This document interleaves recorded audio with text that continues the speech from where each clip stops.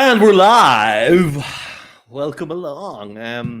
Welcome along. This is the CCFC big football, just a football quiz. We already did one a couple of weeks ago on Cork City. It was decent, but we decided that we'd go just full scale football this time. So I'm delighted to be judged. I'm just going on. I just have, again, as normal, I will have absolutely hundreds of things to do in the background here, so I'm just going to make sure this is all live. I am joined by the beautiful Rory O'Hagan, who again sporting a fantastic, one second, live now, just typing this, who is sporting a fantastic 98 jersey. 98 Cup final year jersey, yeah. At one stage it was signed by the entire team, but then I want to wear this. Wear it. Washing it, and then all the signatures went. And that makes me sad now that I don't have the 98 jersey signed by the entire Cup winning team. What can I do? Sure. But is there anyone on the back, Rory? Yeah, this is you might see it there now.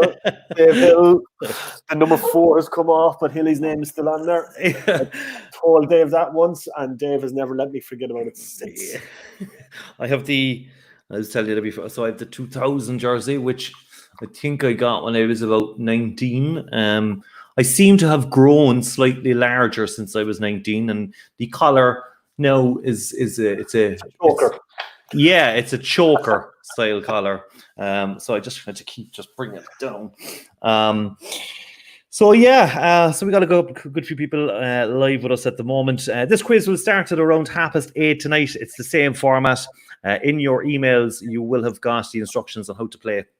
And so it's very much like the last time. If you want to say a shout out right like that, there is a comments box on Facebook and on YouTube. I'm just going to pop this up here. So in case you're still looking to pick up tickets for this, it is €10. It's about 50 questions, Rory, isn't it? 50 questions, yeah. What we're going to do, we're going to change it up slightly as well, because one of the criticisms of the last one was it went slightly long. Yeah, and we weren't talking an awful lot of nonsense in between as well, which doesn't count. But it's gone slightly long, so we've reduced the amount of questions slightly, and we're going to do it in 2 halves as opposed to 4 quarters. So we're going to do the first half questions, 25 questions. Going to take a little bit of a break. We're going to have a little bit of a halftime show with a certain Red FM presenter called Colin O'Sullivan. Then the second 25 questions. So we're going to keep it busy, keep it going. And we'll rattle through it, and we'll have a bit of fun on the way. And we've got a number of guests who will be joining us this evening, and they are Damien. So we are delighted to have God. I just was going through. Anyway, so George O'Callaghan will be joining us very shortly, actually, in around about 5 minutes' time. We will have the assistant gaffer, Joe Gamble. We've also got Danny Murphy joining us with Joe. Then we're going to go to Joseph Aloo, whose boots are first prize tonight. A lot of people asking what size they are. They don't want to win unless they fit them, obviously. And then we will finish off with one of our recent legends. Stephen Beattie will be joining us as well, so that should be fun. I got a message off him today going, looking forward to seeing your fat head. So he's, as always, he's as nice as possible about everything. So our prizes tonight. So first place will be, as we said, Joseph, I hope I have the pronunciation. I actually, after the last one, I was listening to the way you were saying a chill, and I was all a chile. That's my. I think we pronounced his name about 6 or 7 different ways in a 5-minute conversation. That's literally that's French wasn't my strong. A chile. So I was just going to watch it back, and I was like, oh God, I'm after saying his name wrong. So we will have Joseph Aloo. And then we will have the lads as well. Just you've got comments coming in on Facebook already. Rory O'Sullivan says, boo. I can understand that. Yeah, I agree with that. Absolutely. Gavin Gainey, yo, let's go. Thanks, Gav. Gavin. Barry Buckley, first. Yes, Barry, you were the first on Facebook. However, looking at this, at 8:02, Rory commented. At 8:02, Gavin commented. And 8:03, you commented. Not first. What's your favourite player? Well, Dave Hill, obviously, for me. But I suppose, who would be your favourite all-time Cork City player? That's a very hard question to answer because you could fill your entire starting 11 with your favourite Cork City players in each position. Is there one player who for you was like, oh yeah, he's the man, your favourite? I know it goes through, I suppose, like I'd have favourite players from when I was brought to the Cross when I was like 7 and 8 as a kid. I was brought up around Caulfield and Pat Morley, and I remember going into the Horseshoe afterwards with my uncle, and like the lads would come in after the match and they'd have pints and stuff like that. So I know there's like, I suppose there's like favourites who you'd have across the years, but like, is there one? You see, I'm not sure I can narrow it down. If you look at like some of my favourite players, you got Derek Collin, Dan Murray, Patsy Frayne, John Caulfield. See, the list has gone to 5 there now. Right? Yeah. Georgie, he's coming on with us in a minute. I mean, like everyone knows Georgie, John O'Flynn, Shawnee Maguire. I mean, like it's too hard to narrow down to just your favourite Cork City player. I could do a favourite Cork City 11 maybe, and even then it'll be quite difficult to narrow down. But I suppose recently, definitely Shawnee Maguire, and previously before that, you're talking Georgie, John O'Flynn, and then Dan Murray. Yeah, as you mentioned, I think it's too hard to narrow down to just one favourite player. If you're watching this in the comments, let us know who your favourite Cork City player is, if you can. But I'd find it hard to pick just one. Yeah, and I know what you're saying. Yeah, it's different eras and different times, and I suppose like it's a tough one. It's a tough one. Yeah, okay. Yeah, Shawnee. Then I would have been. It was John O'Flynn. I think he was just I think Flinney was the man. Like, and you go back then obviously into in the 90s and the noughties. Yeah, okay. Stupid question, Rory. Anyway, sorry, go on. No, go on. And I always love, like, those tough, horrible midfield players as well. Like, the players you always hated playing against yourselves. Joe Gamble now would be right up there, like, doing all the dirty donkey work in midfield. I always loved Joe for that. But, even Joe, like, I suppose when we were playing Waterford the last 2 years, like, Joe Gamble would be, I remember the ball coming in. He was with Waterford. He was the assistant at Waterford at the time, and the ball came in and he wouldn't give it back. He's the type of person who, like, if he's on your team, you love him, but any other team, and he is like, oh, anyway. Right. Okay. Ed Sweeney says, doing the quiz with Waterford fan, is that allowed? Yeah, sure, why not? Everyone's welcome here, even Waterford people. And once you don't feed him after 9 o'clock, that'll be fine, okay? That should be fine. I gotta say to Joseph Kennedy at home with his mum and dad and his buddy Jack Cullity in his own house playing the quiz with his dad. Thanks for that, Ethna. Just as well, guys, my pronunciations are sometimes a bit terrible. I wouldn't have the journalistic experience of Mr. O'Higgin. So if I do say your name wrong, it's just the man. Will you play? Hey, Roar! Play Bala. Bala. I tell you what, I'll sing it later on, right? How do you say Ochieng? That's how I say it. All right, lads. Looking forward to another good night online. Thanks for that, Trev. And good to hear from you. Who else have we got? Amy saying hello. Hello, Damien. And hello to you, Amy. Amy, I'm here as well, yeah? What's your favourite chant from the shed? I will always go back to the dub chants, I think, are my favourite. I can't actually. We can't say them. But anyway, yeah. Conor Brett says, where's the real legend Beats? Beats will be joining us later on. Aloo says, Cian McGrath, legend. So he's the favourite player. Yeah. Brendan Lester, can I do the quiz on just one device? Absolutely, Brendan. So you can. So what's going to happen is at 8:30, your phones, everything will be done through your phones. That's where you'll answer. You don't have to watch us. You can maybe put it, if you had 2 devices, you could put YouTube on one device, like a television, or you could cast from your phone to a television. If you don't have a television, watch your phones, and we'll tell you when to switch to your phones. We'll give you a timing on that. Kevin Doyle, favourite player for Richard Horgan. Kevin Doyle for Ed Sweeney. Kevin Doyle again. That's Richard Horgan. 3 very different opinions this house. Dennis B. and Marky and Mark McNulty, says Nicola Foley. 3 very good shouts. Yes. Again, yeah, you're looking at 3 different. Well, there's a crossover, Mike. Yeah, I think with Kevin Doyle as well. It's hard to say he's your favorite player when he didn't play for all that long. But when he did play, yeah, fantastic. Like for that season or whatever, like we had him like, but I suppose we didn't have Shawnee for that long as well. So yeah, that's true. Mervyn O'Connor says, "Here we go to Podge and Raj." So again, Garrow Morrissey. There's absolutely no Mahon bias whatsoever with Mervyn. I can tell you either. Where else are we? So we're just gonna. Great jerseys, lads. I think Rory's is nicer. Thanks, Andrew. Yeah. I know you have my back, buddy. What time is the crossbar challenge? And practice with Sabutio here. James Goodwin. That's a good one, James. I actually really like that. So what we're doing, if you don't know, on match nights on Turner's Cross, we do Colin from Red FM. He does the crossbar challenge. Tonight, we're going to do a live crossbar challenge here at halftime. What you need to do is you need to pop in a message to us or pop it through to the club even on Facebook. I'll need your phone number. I will send you a link. And what we'll do is we'll go live to you. Colin will go live with you. We'll put you on the screen here. And you can try and, whether you can kick it, if you have a goal at your back, that's brilliant. If you've got a bin, try and kick it into the bin. If you can hit it off something. Just to let you know, we're not responsible for any window smashing or... There's no insurance claims through us, okay? Let me torn hamstrings from the older lads who are going to do it. Yes. Just a quick one here. Ronan, is there a link for the questions paid earlier? I haven't got it. Ronan, if you just want to check your spam, sometimes from Eventbrite, it does go into the spam email. So just check that. If not, pop Cork City a message on Facebook, and I'm sure they might get back to you as soon as possible. Right. We're going to get through some of these as well. It's time to bring in our first guest tonight.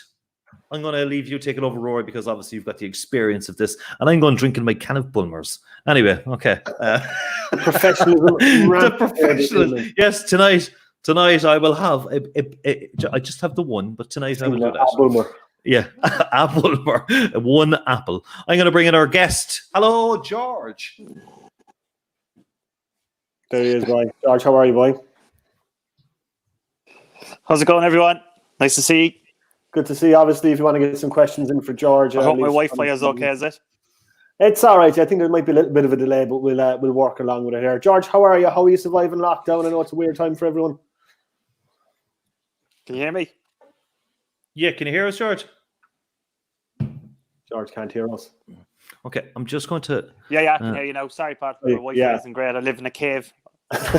Anywhere to put me away. There's a bit of a delay there, all right, but we'll see what we can do here. Hopefully it won't be as bad as Garrod Morrissey's was last week. George, obviously, lockdown's been a strange time for everyone. How have you been coping? How have you been surviving? No, he can't hear us at all, Damien. George, you can hear me, can you? Okay. What I'm going to do is I'm going to just remove you from the screen. And if you want to join, can you join? Can you hear me? Yeah. So what? I'll go walk outside. See. 2 seconds. It's a lovely day for an outside chat. See if I get better internet. This is like a Streets video. Okay. What I'm going to do is I'm telling you now, we can just leave that there, actually. That's fine. Happy with that. That's brilliant. Yeah. I'm going to just, what I might do, I can hear wind. Shit. Hold on 2 seconds. George, we can hear you. I'm going to just pop him out here now. And what I'll do is I am going to just send him the link again, because I think we did something like this the other day. And what happened was, for some reason, I think it gets really, really busy at this time on the software, and it literally struggles. So I think, okay. You ready, George? Can you hear us? Can you hear us, George? Yeah, can you hear me now? Yeah, can you hear us? Yeah. Yeah, I'm running around my house. I'm putting my hand up in the air and not actually trying to get Wi-Fi. Stay there. This went a lot smoother in rehearsal. I'll just stand here. Yeah. Put Rocky on the roof holding something. How are you anyway? How are you coping with everything? And I suppose keeping the kids entertained, I suppose, at home and stuff. Yeah, no, it's good. It's good. Rocky's like my shadow, so I'm basically doing more training now than I did when I was a professional. So that's good. But do you know what? It's just a complete disaster. You've seen my gym that we were supposed to have, and sure, listen, everyone's in the same situation, so there's nothing we can do. We just got to get on with it. So just trying to keep myself busy, just working out a bit, and crossbar challenges, into the bins, footballs into the bins, head tennis at home. So same as everyone else. Rocky looks like he's certainly got some of his own man skills anyway. Yeah, he actually thinks he's better than me, so I think he's got my cheekiness as well. So you'll have to knock him down a peg or two. Yeah, fantastic. Yeah, but this is a good crack, right, isn't it? Okay, get your questions in for George. We're going to have George on for the next couple of minutes before we get the quiz started. So let us know your questions for George. Send us in the comments. We'll get the questions out to George. We had Flinny on last week, George, and he was talking about that game against Shelburne. Your first game for Cork City was in 2003, beating Shelburne at Miller's Cross, and I suppose that being a turning point for the club. What do you remember about that day? I remember the build up to it, and we were absolutely brutal in pre-season, and everyone thought we were going to get relegated. And the week before, we played Longford Town out in, I think it was out in Bishopstown, and we lost 4-0. And then we came, and then we were playing Shell. Shell just won the league. And for some reason, it just all clicked that night. And I think it was a big turning point for the club that time, because I suppose it was kind of like the young lads coming in. We still had Decky and Stephen Napier and these guys, so they were kind of helping us out. But I definitely think it was a big turning point in the club. And they got really lucky on the signings they got in, with the Flinnies and the Dan Murrays, and I think people forget like people like Davy Warren, these guys, and Woodsy came back. So there was a great night, and we showed him no respect because I don't think any of us knew any of the Shells lads anyway. So all we did was abuse them all night. It was a great crack. I loved it. I carried on from there. So my hatred for Shells will never go anywhere. Yeah, we've got a couple of comments in about that already, about you hating Shelburne so much. What is it about Shelburne, I suppose, and that kind of dislike, I suppose, you have of them? I just hate them. And and the funny thing is they've got a charity thing in November where all the old Shell players are coming back against the League of Ireland 11, and all I want to do is play. I just want to train as hard as I can and just destroy them. I still just hate them that much. So but you know what? They were the best team in Ireland at the time, and we were trying to get to where they were, and they were a lot more streetwise than us in games, and they kind of bullied us for a couple of years. So I think it was good when we kind of all grew up a little bit and learned how to play in the League of Ireland, and then we kind of started then to give it back to them. And I just love being in the tunnel because I stand at the back of the tunnel and I used to be like, oh, not these fellas today. Is Harry still captain and all that? So we used to be fighting in the tunnel going out before even the game. So it was great crack. I loved it. Loved everything. Games against Shelburne. There was that game in Talca in 2005, the league winning season, where Roy O'Donovan went up to Harry and told him shit, basically, But again, that was another mark or kind of another changing of the guard kind of moment, Yeah, that was brilliant because I was actually speaking to someone that Hoggy put it in his book that he said to Owen he wasn't a very nice person. Like Roy's from the north side. I'm sure he's a lot stronger than that. So I think that was and to be fair, in a way, I think we kind of broke Shells. I think after that they were probably banking on prize money from the Atlantic Cup and the league, and when we came in, we kind of upset the whole system. And at the end of the day, I think, kind of unfortunately for them, I think that's why they went bankrupt and they had all the problems financially. So you don't want to see anyone going through that, but couldn't happen to anyone nicer. Tell us what you really think, George. Tell us what you really think. We've got a question here from Jonathan Hackett. He says, the best player you've ever played with, George? The best one in Cork City is 100% Flinny. Flinny was amazing when he was fit, and the first couple of years before he got that knee injury. I think when you talk about Doyle going over and Shane Long, I still think Flinny was the best out of the three of them. Just Flinny was so unfortunate, and he just didn't get those breaks that the two lads did. So definitely him there. I played I had a good few clubs in England, so there could be a long list there if I went through that one. But I played with Mark Noble at Ipswich. People forget that he was decent. He was a very good player. So, but I think Flinny was definitely my favourite. And Barry Buckley's just texting saying the best player you've played against. Can you hear us? Here's Georgie. I have a story, but can you hear me? Yeah. Can you hear me? I have a good story on that one. I played against Liverpool one time, and I played against Michael Owen and Fowler in '99, but I played against the 2016 which Gerard was playing, and I was in Clonakilty for 3 days, and I got a flight over to St. Tranmere on the Thursday, and I had to play against Liverpool on the Saturday, so I was worse for wear. And Yossi Benayoun absolutely made mincemeat out of me. Like, I just couldn't mark him, and I was just thinking, I wish I was still back in Clonakilty instead of chasing this small midget around the pitch. But he was amazing. But Gerard was brilliant as well that day as well. But Yossi Benayoun was amazing. But I wasn't in great condition. That's all right. So Amy's texting saying your favourite moment for Cork City.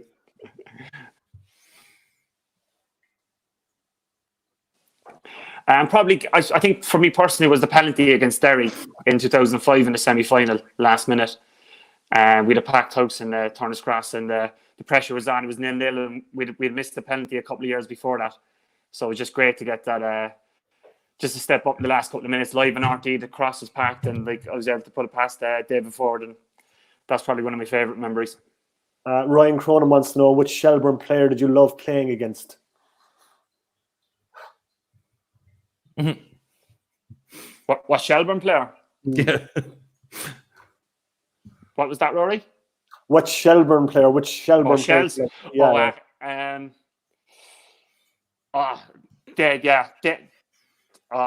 Definitely Owen Harry and Davy Rogers. Davy Rogers just gave me loads of grief on the pitch. So I ended up becoming good friends with him afterwards, but I used to hate him every time I used to look at him when we used to be playing. But I'm good friends with him now, but Raji was cheeky enough. He used to give me a load of grief while I was playing. Trevor, you probably need a bit of time to think about this one, but Trevor wants to know. No, we're going to do it literally so fast, right? So Rory's going to give you a position, and you're to straight away give your first player, your favorite player for Cork City in that 11. This is putting you on the spot now, and this will just see. So Rory's going to give you the position, and then you just give your favorite player of that position for Cork City, your Cork City 11. Ready? Right. Here, go. Right, goalkeeper. My City 11. Mick Devine. Right, Neil Horgan. Dan Murray. Decky Daly. Liam Carney. I'll put him left back just to get him in the team. Kevin Doyle. Joe Gamble, Patty Frayne, who would have put the other wing. I'll put Fenny in the hole, and I'll put John O'Flynn and I'll put Dennis Bean in because he won the 2005 league for us that night when he was on fire. There you go. Another question in here. What was it like playing against Cork City? Was it just another game, or was it tough getting stick from the City fans? I threw in injuries loads of times when I had to go to Turner's Cross because I just couldn't face going down there playing against them. I played against them with Dundalk. That was really difficult, and with Waterford, because not only did the Cork City fans hate me at the time, but the Waterford fans did as well. So I was just getting abused from both sets of fans. But I never liked playing against Cork City, and I'm glad I never played down the cross against them because I would have been just too difficult for me to do that. But I remember I was supposed to play with Dundalk down in Turner's Cross, but I made sure I got a transfer the week before back to England before that game came up. And you've been back watching Cork City now. You've kind of been away for a bit of a while, but you're a regular now watching Cork City games. You've been at pretty much every game the last year and a bit.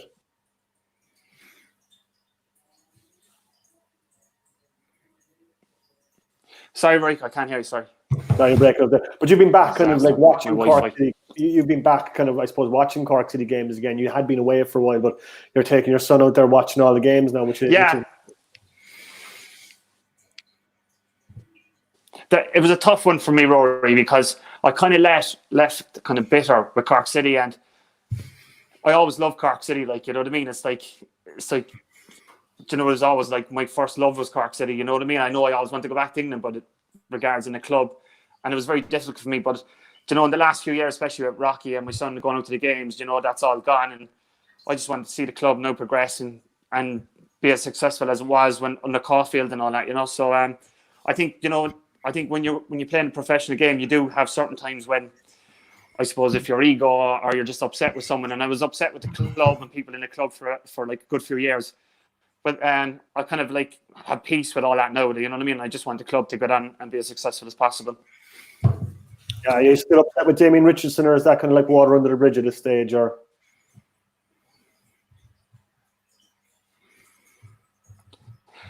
yeah, completely. And I think as you get older, and like I'm writing my book at the minute, and when I start going through my stuff in the book, and I realize what I did to managers and the way I carried on, and you know, it's just one of those situations where I should have been more professional. I know that, but I kind of felt people left me down and the other way. But at the end of the day, I was responsible for all my own actions, and you probably bring all that chaos on yourself. So, you know what?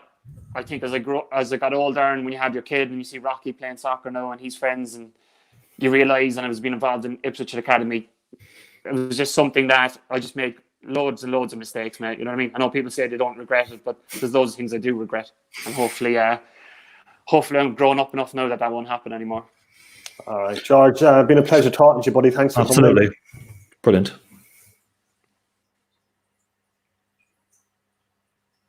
Yeah. No problem. I hope everything goes well for the night. Sorry Cheers, about the George. Wi-Fi. Not a bother. Don't worry about it. Right, Thanks. good luck. Thanks, George. Cheers, mate. Pat Dolan's still hiding me in a cave. Cheers, Georgie. Thanks, buddy. Good night. Bye. Have Georgie on there. Absolute genuine legend, and genuinely one of the nicest people you meet. And honest as, like, a bit too honest there, I think, with a brilliant. He does not care for Shelburne. I faked injuries. Anyway, they'll be all over the papers tomorrow. Oh my god! Right, okay. It is now 29 minutes past 8 o'clock. Our quiz will be starting very, very soon. At what time are we saying? 8:30, isn't it? Yeah, 8:30 now, like so. I can see Even a couple of minutes. Yeah. So if you haven't received your codes, please check the spam email of your emails, or the archives or something. It has come from Eventbrite. Your confirmation email would have been sent to you, and then you should have received an email today from the club, just to let you know the details. Obviously, the stream for YouTube was on it, but you had a specific unique code. If you're playing in a team or you've got a family together, the questions tonight are based on football in general. So we got Premier League questions, international questions, world football questions, European questions. I hope there are no typos or errors. I am hoping that you checked that one today, Rory. Well, I checked the typos. I just gave it a big scan. It's nice if there's any spelling mistakes in mine, but if there's any question mistakes, between them. Yeah, okay. I'll take responsibility. Look, the last one, it genuinely, it was the Munster Senior Cup question. It was just me having the star in the wrong place. That's all it was. That's all it was, really. So what we'll do is we'll set a time now of 20:30 according to me. So what we'll do is we'll start the quiz at, will we say 20:33? Yeah, 3 minutes. Just to make sure I can see the player's been loaded. I just need to check of how many people probably should be in. So I'm just... we've got some people to join the crossbar challenge. Outstanding. So I'm just going to text... I need to actually... I need to text our guest presenter at half-time, actually. I need to send him the link for this. What time are we going to bring Colin? So half-time, what time do you reckon it's going to be? Because I know we said... reckon will be about 9:10. 9:10. Well, I think we said half-time was going to be around that time. The last time it ended up being 9:45 or something. So hopefully it won't be that long. So I'm going to around 9:05 p.m. I'm going to say at the column. Okay. Okay, that's perfect. And I think we've got some people for the crossbar challenge. That's going to go horribly wrong. I know it is. I'm just going to text this person as well. Can you send them the link and tell them, come in at 9:05. I've got so much stuff going on here to pop in at 9:05. So we're stuck now to 9:05, Rory, okay? Okay, so that means we've got to rattle through 25 questions in about a half an hour. Ambitious, okay. Possibly. I know we've got someone waiting backstage to come in as well. He looks quite bored at the moment. But I think he's... Yeah, I think he's very early. He's very early. Guys, we're going to start in 1 minute time, okay? 1 minute time. Just to see. Yeah, okay.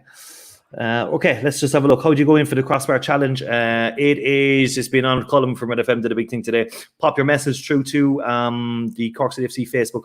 The lads are monitoring that. They'll send it to me and they'll send you a link. We'll probably get 2 or 3 people, okay, to do it. What's going to happen is Column's going to take you. It's going to be absolutely live. I guess. Hang on a second. Patrick O'Hearn, hello. Who are these jokers? Not Pat and Colum, I can tell you. Absolutely not. No way. We're far better than Pat and Colum. Yeah, we've got beards, Pat. We've got beards. Can you even grow a beard, Pat? I don't think so, Pat. Don't forget, guys, Pat. So if you enjoy this type of quiz, the lads, Patrick O'Hearn and Colum Lockheed, they do quizzes, and they've got a Star Wars one on May the 4th, actually. Would you? Hey, May the 4th. So, and they also do a charity one on a Tuesday night with a kind of themed one. It used to be on a Friday night. But look, check out Patrick O'Hearn Entertainment. If you like these kind of quizzes, there's literally one of these kind of, the lads do 3 of these. They're doing 3 this week. They normally do 2 a week. And they're good fun, I can tell you. Okay, I do it every Friday night. That's my Friday night set in at the moment. So thanks for popping in. Anyway, he's after throwing me completely off what I was going to say. Yeah, he does that. He's mad for that. Oh yeah, the crossbar challenge. So what we're going to do is we're going to send you a link, okay? That link will bring you into our background broadcast studio. Colum is going to take over. We're going to ask someone in your family to record you kicking the ball at something that may resemble a crossbar. Could be a bin, could be the opening of a hedge or something like that. I don't know. Look, it's never been done before. We'll try it for the crack. If it works, it works. If it doesn't, don't blame us. The best one gets a €50 one for all voucher. Ta-da! And I'll just keep talking. Okay, let's just have a look. We bought quiz tickets, haven't got the link, guys. You'll need to just pop Cork City FC a message. They are replying to people on social media at the moment. And again, just check your spam folders. Just have a quick look here. There's nothing else. Reigning Crossbar Champion says, hello, Damon. Hello, Donna Man. And then we've got, okay, just random abuse thrown at me. That's fine. That's fine. It's fully deserved as well. Okay, we got more players loaded, okay, which is grand. Same one. Yeah, one of the comments here is Damien Shreenan claps when the plane lands. I genuinely do. It's a favourite pastime of myself. I live quite close to the airport. So what I would do on just a nightly basis, sit in my garden and just watch the planes come in. It's fine. Yeah. Well, Jack. Okay. I've got people. Colum, Colum. Rory. My God. Can I just pop off for 1 second? I've got people really messaging in here at the moment, and I just need to make sure that everyone's on. Okay, so just give me 1 second. Yeah, you can go through the comments and do some mad stuff. Might start singing the ball and chain, as Donnox asked me for earlier, but I don't think it will. All right, lads, quiz getting underway very, very shortly indeed. Just go through the format again, just one last time. It's 50 questions in all. We're going to do 2 halves. 25 questions in the first, 25 in the second. You have the first half and you have the second half. We're going to have the halftime crossbar challenge, as Damien was just outlining there. Number of prizes up for grabs tonight as well, including Joseph Lowe's match-worn boots. We'll be giving those away a little bit later on, and we'll be talking to him as well a little bit later, so that would be great. We've got some guests lined up to talk to us tonight. We're going to be talking to Danny Murphy, going to be talking to Joe Gamble. We are going to be talking to Joseph, as I mentioned, maybe 1 or 2 others as well, and getting underway in just 1 or 2 minutes time. So if you have any questions for Joseph, for Joe, or for Danny, get them into us here. And Stephen Beattie, we forgot about Stephen Beattie. How could you forget about Stephen Beattie? Stephen Beattie will be joining us a little bit later on as well, talk to us about life in the States. He's over in Tennessee. So if you've got any questions for those lads, get them into us on the YouTube comments or on the Facebook comments, and we will get them to the lads for you this evening. Going to get underway in just the next couple of minutes. Keep an eye on your phones. The questions will be coming up there. We get Damien just to go through the technical aspects of things in just a minute or 2. So if you've got any comments, keep them coming in. Thomas McGee says he likes the retro jersey. Stephen Beattie says, Jesus, Damo, you weren't joking that your head has gotten bigger. So there's that. Your favorite retro kit, Nick's there. My favorite retro kit is the black and yellow one I was wearing for the last quiz, which I'm not wearing tonight. What's your favorite retro kit, Damien?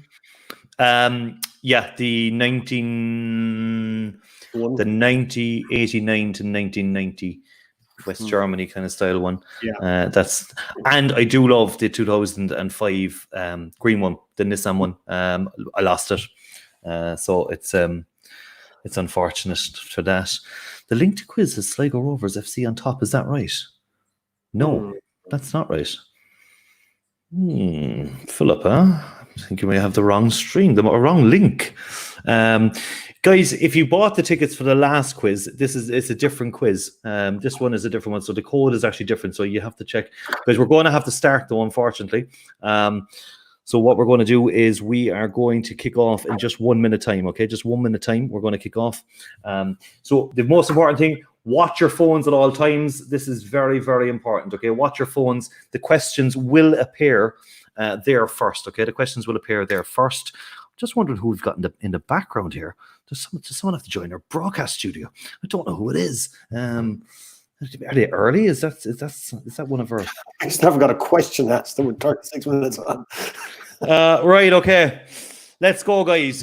Watch your phones. The quiz is going to start within the next 10 seconds. The quiz is going to start in the next 10 seconds. We're going to go live. We've got a special guest coming up very soon as well. We need to plow on. We've got 25 questions. It's all based. The first question is a test question. You will get no points for it. So it's just a test one. Watch your phones. Watch your phones. Watch your phones. Watch your phones. Here we go. Okay. Very easy one to start as well. What year did the Premier League start? Was it 93, 94, 91, or 1992? Okay. Here we go. This is it. I was going to hide the answers before the questions appeared, actually. Should I have done that? Possibly. I wonder, can I do it midway through it? Will I try before we start properly? I will just check this. I don't know. Custom, So the professionalism here is just unbelievable, I can tell you. Hide.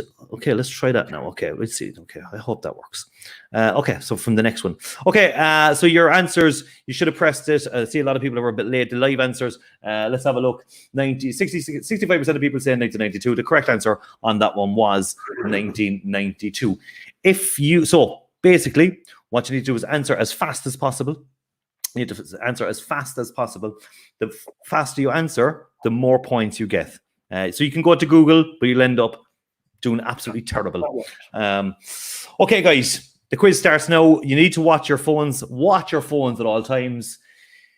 You ready? Will we do 5 each, Rory? Do you want to do that? Oh, yeah. Okay. Let's go. All right, so which country has won the most World Cups? Is it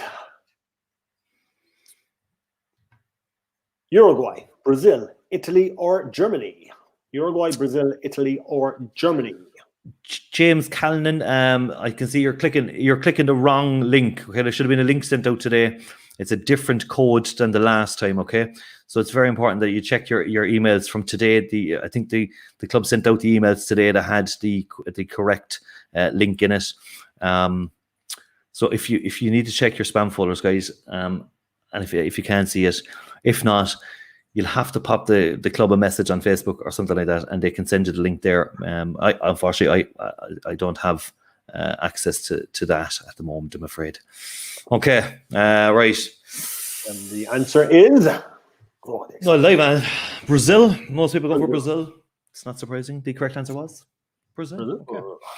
Question 3. Oh, yeah, it's yours actually, right? I'm going to shut up and leave you do it. There we go. Question 3.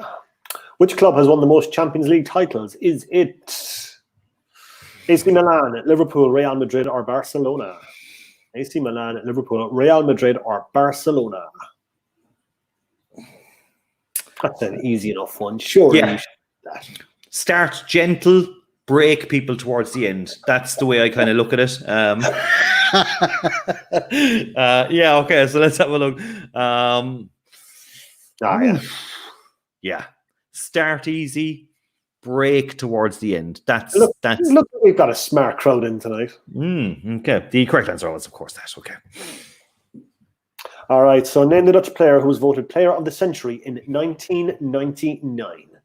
The Dutch player was voted Player of the Century. Was it Johan Cruyff, Dennis Bergkamp, Ruud Gullit, or Marco van Basten? And I missed the spelling mistake in Cruyff. So that's my fault. Are you sure? It's definitely a Y. Cruyff, isn't it? I thought that too. That's just Johan Cruyff, like. Yeah, we'll see him from Mahans. We say Cruyff down there. There's no, the Johan Cruyff, like Johan Cruyff. You know, he's the Johan Cruyff. Okay, Nick Stir is Nick. If you want to take part in the quiz, you don't be typing the comments into YouTube. We'll have to put you in the bold corner. Let's have a look. My God, 84% of people going for Johan Cruyff. The correct answer was Johan Cruyff. Okay.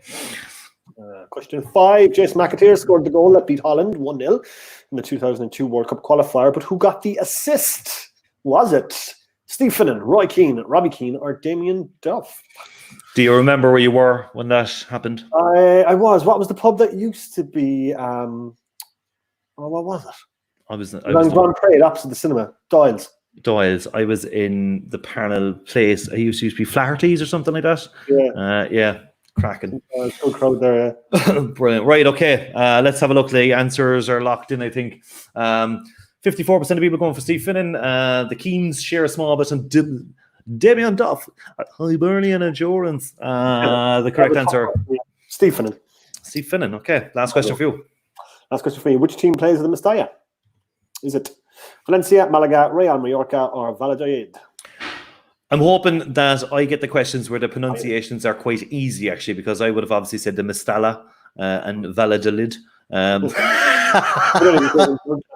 the thing in radio is you're not confident. Say it very quickly and confidently. Okay, answers are locked in. Time is running out for me before answers appear to choose. Okay. All right. Okay. So, okay. You need to be fast. Brian, you need to watch the phones. I can extend the time to 25 seconds if we need to. Just keep an eye on the phones. Again, there is a delay on YouTube of about 9 seconds. So before, as we're talking, the question is already on your phone. It's very important to watch your phones. So we'll try and slow it down a small bit. My God. Valencia, Malaga, Real Mallorca. 90% of people are correct. It is Valencia. Okay, I'm going to try and slow it down a small bit here, possibly. Alison Becker joined Liverpool from which team? Is it Inter, Fiorentina, Roma, or Napoli? Inter. Again, these are nice, gentle questions, just to get people just gentle. They're not appearing, but time is running out. Does anybody else have that problem? Oh, so just a reboot or a restart. I just want to check it on my phone. Live answering, I can see Roma. 84% of people saying Roma. I'm just going to log on to the thing myself and just keep an eye on it also. So I'm just going to do this whilst that, Rory, if you want to just dance or something like that, or Alison Becker joined Liverpool from Roma, so 84% of people are right.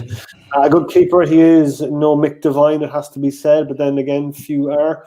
But yeah, Alison Becker joined Liverpool from Roma. Don't forget, a couple of guests coming our way shortly. Danny Murphy's going to be up next. If you want to get questions in for him. We've got Stephen Beattie coming up as well. We've got Joseph Aloo coming up, and we got the assistant manager, Joe Gamble. So any questions, get them into the comments there, and we'll get into the lads shortly. But yeah, 84% of people are correct. It was Roma. I'm just reading here. Keane McGrath is not friendly with bad internet. Had to switch to mobile data. 7 only appeared now with 5 seconds left. So I will make the questions live. Okay, so what I'll do is I'll actually change it, and I won't hide the question before the question starts, and that should sort you out, Brian. Now, Brian, if you don't win it now after that, yeah. Oh, I can hear him complaining already. I would have won it were it not for the fact. Okay, which player has scored a goal in the World Cup final, or in a World Cup final for Italy, and played in the Premier League? Time starts now. It was a Paolo Di Canio, Marco Materazzi, Gianfranco Zola, or Gianluca Vialli. Yeah. Okay, can't really comment. Paulo Di Canio, one of the coolest players in the history of football. Loved him. Okay, that should hopefully that's a bit better. I can see that. Yeah, okay. The majority of people are getting their answers in. The first one, which is kind of balanced across Materazzi and Vazzola, quite close. The correct answer was Marco Materazzi. Gianfranco Zola never scored in the World Cup final. Materazzi, of course, played for Everton, which was one of the strangest transfers ever. Guys signing like really kind of like just I think like Dino Baggio to Blackburn, and it's Materazzi to Everton. Question 9: with which club did Jose begin his managerial career? Which club did Jose begin his managerial career? Was it Porto, Chelsea, Benfica? Oh God, Union de Lira? Lira? Yeah. Anyway. Again, quickly, confidently, yeah. Juno de Lera. Okay, so Jose, the special one. Who did he begin his managerial career? His managerial career. Porto with 53%, Chelsea 6%, 7% said Benfica, and 34% Union de Lera. Well, the correct answer on this one was Benfica. Okay. There you go. It's your first big one of the night. He started with Benfica in 2000. He lasted 9 matches before he parted the club due to a disagreement. And then he went to União de Lira, and then on to Porto, and on to Chelsea, Man United and Spurs, and all the Real Madrids and Inters and stuff in between. So there you go. If you got that one right, well done to you. Well done. Question 10. Which team is currently top of the championship? So as it stands right now, which team is currently top of the championship? Is it Preston, Leeds, Fulham, or West Brom? Preston, Leeds, Fulham, or West Brom? It's so long ago since football. It seems like so long ago since football that I can't actually genuinely remember. I remember the concept of it. I mean, like you kick a football towards a net. And I think there's something to do with it. Goal! Yeah, every so often. Right, okay, so live answering, let's have a look. 60% of people saying Leeds, and the other ones, it is, of course, Leeds, okay? Especially for Trevor, who's out there, and that's the Leeds question out of the way. Question 11 is my last one. Can you name the Germany international who went on to become a professional wrestler in WWE? Was it Lothar Matthäus, Jürgen Klinsmann, Oliver Kahn, or Tim Weiss?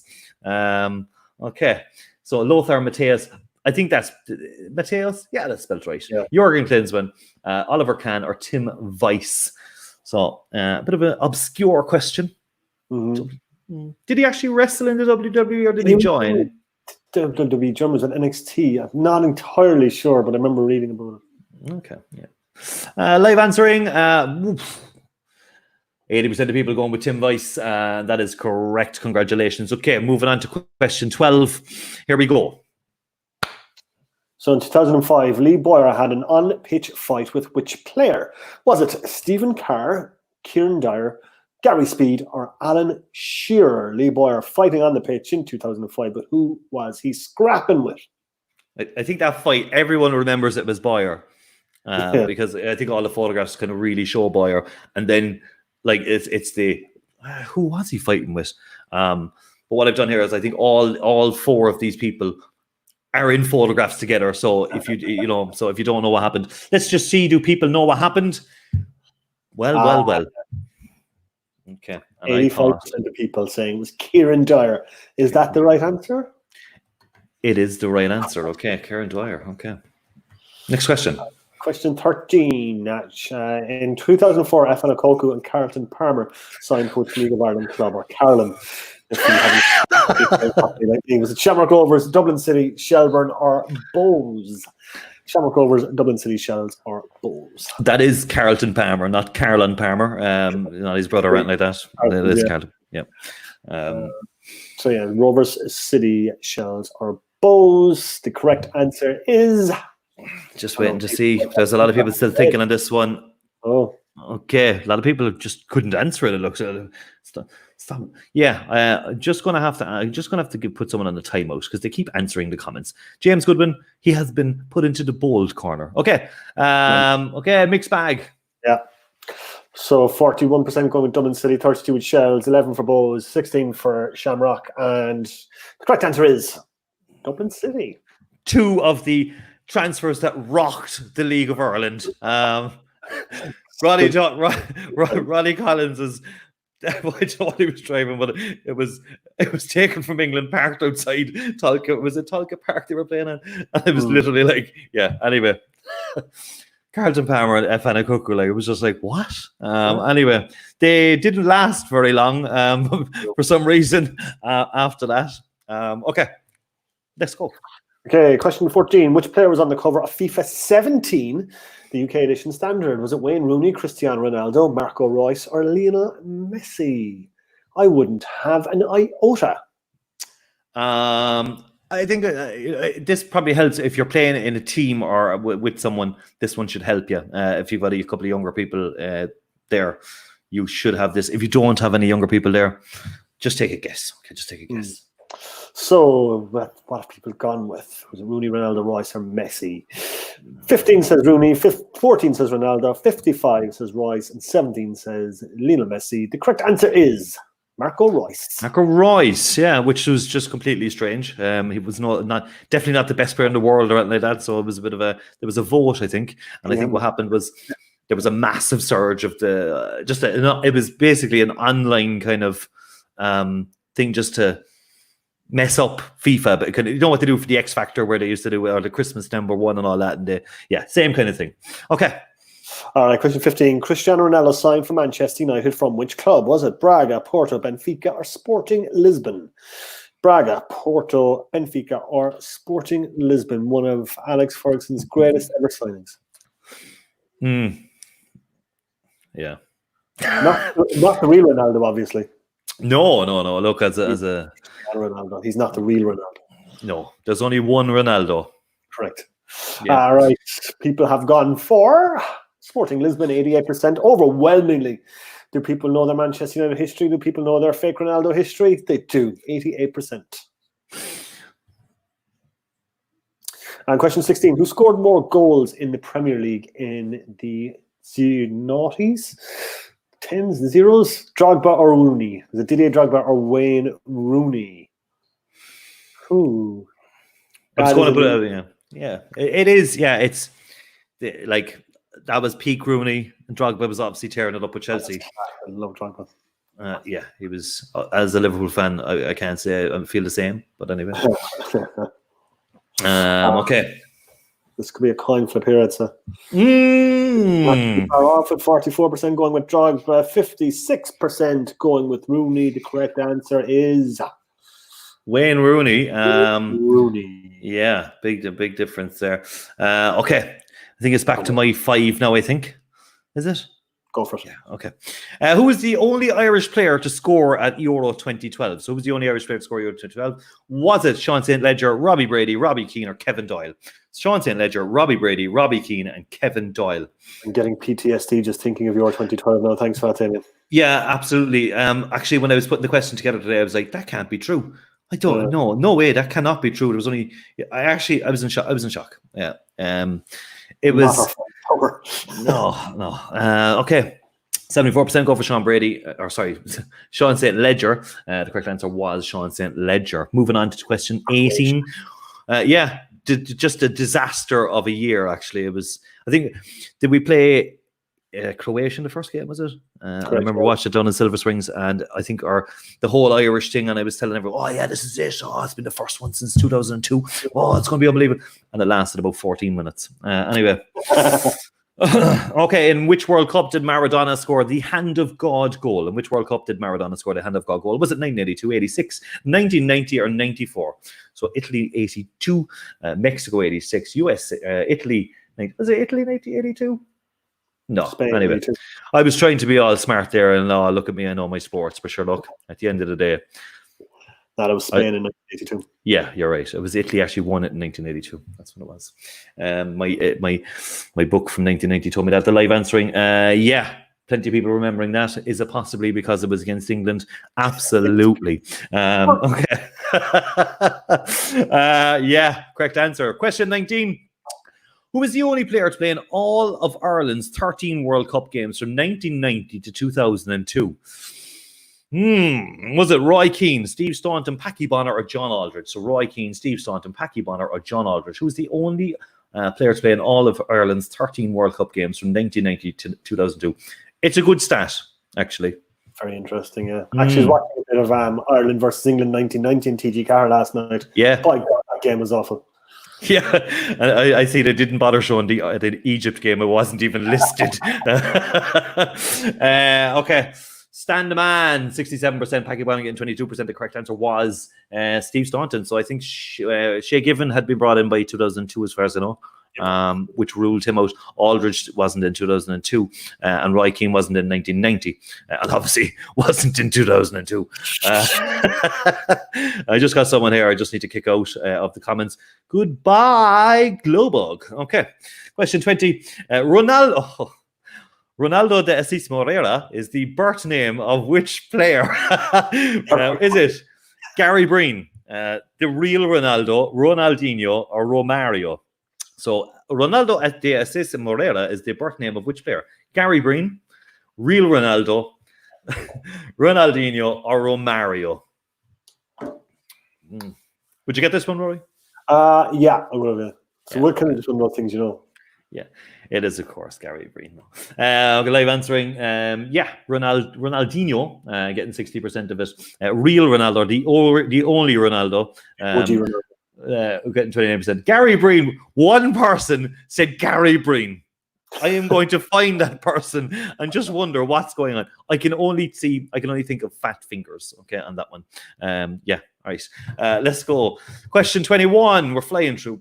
Lionel Messi spent his entire professional career at Barcelona, but who was his schoolboy team? Was it Newell's Old Boys, Argentinos Juniors, River Plate, or Boca Juniors?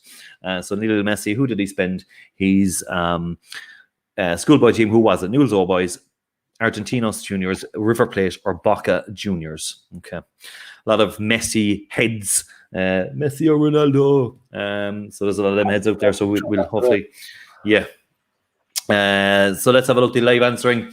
67% of people getting Newell's Old Boys, Argentinos Junior, River Plate, Boca Juniors, all down there. It is, of course, Newell's Old Boys. You got 3 questions before we get a guest in, Rory. So we're going to fly on to question 25, I think. You ready? Go. Question 22. Which player scored in the Glasgow, Merseyside and Manchester derbies? Is it Nick Barmby, Roy Keane, Andre Kanchelskis, or Mikel Arteta? So these type of questions, yeah. I like these ones where you're thinking, going, he played for them, but he didn't play for them. Do you know, this is I like these type of questions. It's a brain teaser, kind of active part of your brain. You're kind of going, wait, I remember him in that jersey, boss. And what'll happen now on August 10th when the pubs are back? I've been going, I tell you now, bye. Which player now? Tell us this live. I've won for you now. Which player played in the Glasgow, Merseyside, and Manchester derbies? Have a think about it there now, bye, and let me know. And there'll be a big gang of 7 or 8 people who haven't the point. Anyway, it's one of those ones. Boom. 71% going on to Kanchelskis. Is that the right answer? Of course it is. Manchester United, Everton, and Rangers. Yes. Okay. Question 23. Which club's ground has the smallest capacity in the Premier League? Is it Watford, Burnley, Norwich, or Bournemouth? Watford, Burnley, Norwich, or Bournemouth? I would not have a clue. I'd be stabbing in the dark here. Yeah, I'd be guessing between two, I reckon. I'd be doing 50-50 on that one. Let's have a look. The live answering, we have got, boom, 89% of people saying Bournemouth. Bournemouth. Is that the right answer? It is the Vitality Stadium. In court, capacity of 11,329. Is that what is it? 11,329. No way. Yep. That's what Wikipedia says, and Wikipedia is never wrong. Right, okay, 24. 24, Ali Cahill made more appearances for which club? Shelbourne or Cork City? Broke my heart when he left for Shelbourne. Yes. I'd said I'd throw it in there just to break people's hearts. Actually, Yeah, thanks for that. no bother, lad. It's Bringing up a lot of painful memories. I can see the cup handle about to be snapped in two there. I'm going to say, it's fine, don't worry about it. Shells are for the Rebel Army. 75% of people going for Shells. 25% of people going for Cork City. Who is right? It was Cork City. Ooh. Yeah. Okay. Niall O'Leary just saying the link is gone, keeps loading. Refresh, guys. If you have any problems, just pull down. If you're on a phone, just pull it down and leave it refresh. You might say 0 points, but it'll catch up after 1 or 2 questions. So, guys, if you have any issues at all, just refresh the page. Last question before the break is Newcastle play at St James's Park, but who plays at St James Park? Is it Rotherham, Torquay, Doncaster, or Exeter? Rotherham, Torquay, Doncaster, or Exeter? Very clever question, Damien. Yes, thank you. Thank you very much. You can see you're proud of that one. I'm glad I copied and pasted it from a football quiz site. I did well. Yeah, it is. And I'll tell you, I actually play Football Manager, and I've never noticed the apostrophe after that ground. I always thought it was like, and I remember Googling years ago going, I thought Newcastle played at St James's Park. It never dawned on me. Okay. People know. People know. 64% of people going for Exeter. Is that the right answer, though? It is the correct answer. Okay, so here we are. It is time to look at the leaderboards, and we will bring in a guest just after that. And then we've got the halftime crossbar challenge. I'll tell you, if you are playing the quiz at the moment, we will not be back until around about. So we'll be doing a lot of stuff at halftime and stuff. We're probably going to have about a 15 to 20 minute break. Okay, so we're just going to have a look at the leaderboards. Hopefully everything is looking good here. Let's have a look. Jack Dunnock, my God. Okay, 2004 points in first place. Gemma's Dodgers in second place. Bring back Johnny Glynn in third place. Now, take a look at where you are. If you're on a phone, it'll tell you on the top left your ranking. Let's have a look. Extreme Rebel in 32nd. I can see there. Jonathan Hackett, 34th. Who else have we got? Cities Pitties, 41. Paul Witch in 42nd. Hello, Paul. Brian O'D, 49. Bing Bong, 50. Rebel Army, 84, 54. You can see where you are, guys. Neenan's down there in 61st. Kenny DeBala Brown is there. Trevor Roycroft, City Abu, Howie, Steve O.C., Murphy, just those there. Smidge, I can see. Well, Brian Smidge is going to, he's going to. He enjoys a good whinge. Yeah, anyway, we won't say that. And there you go, Red Devils holding it up. So back into the top 10 there again. Paulie, 10K, Team Dave, Key and the Bees, the G Team, Colin Shanahan, and there's a few more there as well. Mickey's Melons, London Rebel is coming in there. Dustbin, that probably wins the best award for the best team name. I'm just been asked there, was that question 425? That was question 25. 25. We're going to bring in a guest. There you go. You win, you whingers. Let's get the guest out. Hello. Why the Cockney Rebel? Danny Murphy. How are you? How are you? Yeah, how are you coping with the whole lockdown scenario? Yeah, it's hard, isn't it? It's difficult. I mean, it's worse for the kids. I think as adults we get by it, but the kids are starting to find it very difficult. Yeah, I suppose that's the way of things. But how are you coping without football, I suppose? I think when you've been involved in it for as long as we have, it's hard, isn't it? It's difficult when your day-to-day stuff is all about football, and when it's not there, you realise how much you love and miss it, and you drive yourself insane, especially for myself, when you're coaching now, you're coming up with so many different concepts and ideas, and you're like going, might not even be doing them for another 3 months, so you end up driving yourself insane. Yeah, he certainly would. If you have any questions for Danny, get them into us here in the YouTube comments or the Facebook comments, and we'll get them to Danny in the next couple of minutes or so. Danny, take us all the way back. Tell us how you came about, how you signing for Cork City came about. Oh, flipping hell, yeah. I don't know if memory goes back that far, but I'll give it a go. I was at Margate, playing at Margate, and I remember playing. We played Exeter, and I remember Pat's brother was the manager at the time there. And I know my dad had contacted Cork City about me coming over, and I suppose for me, I was at a time where I was kind of losing interest a little bit in football in terms of it just wasn't what I expected it to be. And my dad ended up touching base with Pat. I played for Margate on a Saturday, flew out Saturday night, played for Cork against Kilkenny on the Sunday. I actually came and played as a centre midfielder and scored as well, I think, on that day. And then Dolan said it to me afterwards, we'd like you to stay. And I was like, yeah, I'll stay. So I literally stayed, and I think that was it. Then after that, it was stayed there and loved every minute of it. Yeah, you had very quickly you established a kind of rapport, kind of a relationship with the fans. You really seem to kind of buy into the whole Cork City kind of ethos very, very quickly. Yeah, do you know what? I was listening to someone the other day talking about sometimes you go to a club and you play for them, and it just, when you're playing, when you're training, it isn't what you thought it would be.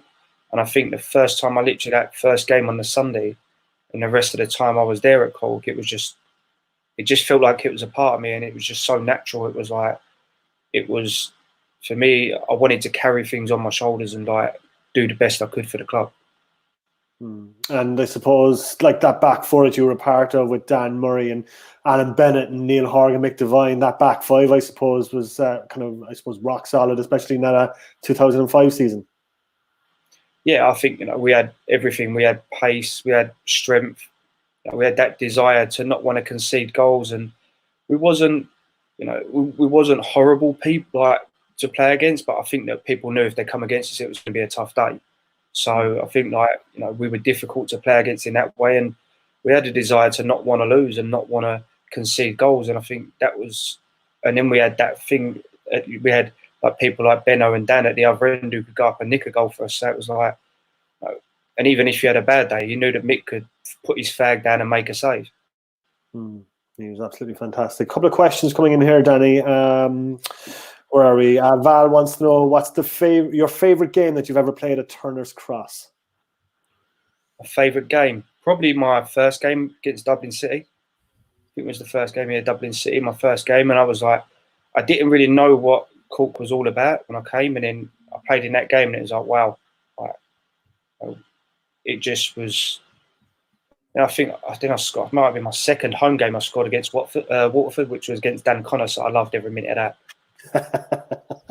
Ryan Cronin is asking, who gave the better team talks, Rico or Dolan? To be honest, Pat's team talks kind of were like a novel. They went on for a while, and Pat would have his own little things he'd put up on the board. He'd draw a carrot on it and things like that. And Rico more gave you a bollocking at half time if it wasn't going well. Before a game, he didn't really do a whole lot of talking. I think that was the difference between him and Pat. Pat came in and set the stall out and the expectations that we had for ourselves and as players and for the club. And Rico come in and kind of took the handcuffs off a little bit and said, look, I don't care about other teams, just go out and play. There's a question, who was your favourite player that you played with at Cork City? Do you know what? That's probably because we had such a good relationship, was probably Liam, me and Liam Carney. I think that when Liam had his spells of leaving the club and not being at the club, it was always difficult to find that player to replace him. We had a very good understanding in terms of didn't really talk a whole lot during the game, but you knew where each other was, and it was just very natural. Obviously, playing with Dan's an easier thing for people to pick up on playing with Muzz, but Muzz and myself, we got on we were close and we complemented each other very well. But no, I'd say that Liam was probably best one because Liam couldn't cross it, could he? So I had to always cross him for him. You're gonna hate that. I suppose, yeah, there was a very close bond, I suppose, between that squad. It was very evident in 2005, particularly, I suppose, going on to win the league. Yeah, it was a close squad. I mean, the things I was talking to someone the other day, and I was saying that it isn't the football and stuff you miss as much. it's the dressing room and being around the people. And I think it's very difficult when you come out of that environment. Like, life changes, but like that's the one thing I missed, that going in to messing about with, like, doing something stupid with Dennis's rascal clothes. And I remember him coming in with a t-shirt and it had all writing on it, and we all signed it, and he wore it the whole day and didn't even know that we'd all drawn on it. Fantastic stuff. That night against Derry City, though, 2005, last game of this season, special moment for us as Cork City fans. What was it like playing in that, and what are your memories of that? Like, the actual game, I don't remember a whole lot about. Like, I remember pieces of it, but I remember the build up to the game and how confident we was as a team. And it was really weird because, like, if you ever done an interview with any of us before, like any other game, I think that we'd have been, no, we're going to beat these.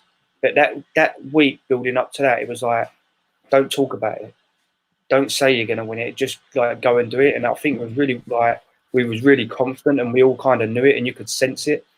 And then obviously being at Turner's Cross and you knew it was going to be the last ever game in the old shed. Well, the real shed. It was like, that's the memories I have, like, after the game of just being in the shed and all them sort of things. Like, the game was irrelevant. Like, just the atmosphere and the joy on people's faces after the game was something you'll never forget. Like, you literally made people's day.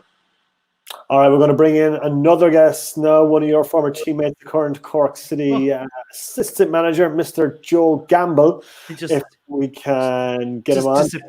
Just try the link again. I may have booted him by mistake. I'm not too sure what happened there. So Joe's going to come on in a second. We were talking about Joe Gamble earlier on in the show, Danny, about, I suppose, his tenacity, and I suppose he's one of those kind of midfielders that you'd always hate playing against. What are your kind of memories playing with Joe? I hated training with him. Training was a disaster because the way he trained was the way he played. Yeah. And like, it annoy you, and you'd be like, Joe, it's training, stop. Like, and I think most of the boys would tell you I was probably the worst trainer. I hated training. I enjoyed the game more than the training. But Joe was one of them. Like, it'd be eating weights in the gym before training, then he'd come out and train, then he'd be eating weights in the gym after, and we'd all be like that. And I'd be like, nah, not doing that. Yeah. Is he there, Damien, or is he? He's not back with us yet, so I'm hoping that I can get him back in here. I actually don't know what happened. It's possibly I'm going to blame his internet. Actually, that's what I'm going to do. I will take no responsibility. And I just lost Rory now, I think. Did I? Let's have a look. My screens are going mad here. Rory just disappeared as well. Okay, got Joe here. Hi lads, sorry. Hey Joe. Tech problems. That's fine. I was blaming your internet completely, and now I'm literally left in the lurch because I am what I have here, actually, I think I've got too many people in the background, so that seems to be what it is. So what I'm going to do is I'm going to boot out one of our people here. So Colum, I'm just going to remove you for 1 second. And I'm going to kick you out, Colum, unfortunately. And Rory, if you could join me again, please, Rory. And I'm going to just change a few settings on this because basically the subscription I have isn't big enough to hold this many people. That's what it is. I couldn't be bothered paying that much money for it. So I'll tell you what, actually. So Paul, I know you're waiting in the background, buddy, to do the halftime challenge. So I'm going to just move from the studio for a few minutes. I'll let you know when to come back in, Paul, if that's okay. I can see you in the background, so you can give me a thumbs up, okay? Perfect, Paul. I'm going to remove you from it. And also, Andrew, who's also waiting in the background, I'm just going to remove you from our broadcast studio as well, Andrew, okay? I'm going to remove you. Yeah, perfect. And I will tell you when to come back in. And I will now just wait for the journalist amongst us who would be Mr. Rory O'Hagan to please come back in and help me. Zoom, unfortunately, wouldn't have done something. Just see Gavin again, he should have got Zoom. Zoom doesn't have the same, definitely not. This is by far the best one. So I'm just waiting. Lads, how are you? Just good. Yeah. How's training and stuff going, Joe, at the moment? Training. I know. I suppose what we've seen you're doing the Zoom session, working a few of the City players. Does that still kind of go on a daily basis? No, to be honest, not on a daily basis. We've given them, programs to do on their own, basically, because look, everyone has their own criteria in terms of like what they can and can't do, So what we've given them basically is a program, and then they would log in Google Docs every day, what they've done, like be it the gym, running, stuff to do at home, rehab type of stuff, and then just kind of monitoring that way, because. Like the Zoom really was only for, I suppose, to be honest, like some bit of interaction with them. It's not really necessarily to train them, because it's more for show, really, to answer them. It's not something that players will get an awful lot for 20 minutes over. Do you know what I mean? Yeah. Well, I tell you, I was tired just looking at it. So, you trained me on the day, really. I just looked at it and went, nah, forget that. I'm glad I'm not a footballer. Yeah. So, and I suppose the news then that came in yesterday, I think, have you started planning about what you can and what you can't do yet? No, to be honest, no, because we have no definite answers from the FEI what we can and can't do. Do you know what I mean? Or like no one knows yet. I would imagine within a week or 2 weeks that some sort of answer will be, when we are coming back, when we're allowed to come back. Can we train in small groups? You can, obviously, but no one's going to train in small groups for 3 months, Damien. Like, realistically, if the season starts, say in August, you'll be looking to maybe get back in July, as a squad. Like, we want to train fellas, but until we actually know what's definitely happening, then really it's just carry on what the lads are doing themselves, their own programs, really. Yeah, it's still, I suppose, well, we got the news yesterday. I suppose we're all kind of, we were looking at August 16th as the kind of time when people can kind of go back to the games and stuff. But like everything is still very, very, very up in the air. It's a disaster. Yeah, it's a bit just it's been a disaster, right, for football, especially League of Ireland. I mean, look, we're not a powerhouse. We haven't got major resources. We haven't got TV deals. So get fans coming in and doing what they can keeps clubs going. Like, so the longer that goes on, then the more difficult it gets. So, it's one of those. It was a bit of a blow, to be honest, because I was hoping that we would be back at the end of May training, and the middle of June would be a realistic target. But obviously, this kind of 5-phase plan, and the minute I heard him saying that, I knew we were the last to come back, because the mass gatherings and all that. So I kind of have, since he said that, I won't see us being back till August, September, to be honest, if we are back, I suppose, really. Yeah. You don't know. Lads, I suppose Rory is restarting his PC at the moment, okay? So I'm not too sure what happened. See, wind it up. I'm literally I'm completely out of my comfort zone now, I can tell you. Lads, I suppose, look, there's no one asking any questions either here, so which makes my job even better. They want to know how come Murphy looks so old after fucking 5 years not playing. The language. Please. I suppose, guys, what was... Are you sitting on a baby seat? You want to get I got a booster. I got Joey's booster. Yeah, you got a booster seat. Lads, I suppose, like, you played in, probably one of the best city teams that was together. Like, what was the highlights for you? What was the best? Obviously, win the league, I suppose, would have been a big one. But like, tell us about it. Well, I think for me, it was all of it. Like, in terms of, I think Joe might be a little different, but the European stuff was, some of the games we played and the trips we had was massive experience. And we'd have probably, never got them played if we were staying in the UK. And, I think like them opportunities were massive that you'll never forget some of them. And, obviously winning the title and at Turner's Cross. And I mean, I think that was probably the highlight in terms of, as a team, like what we achieved.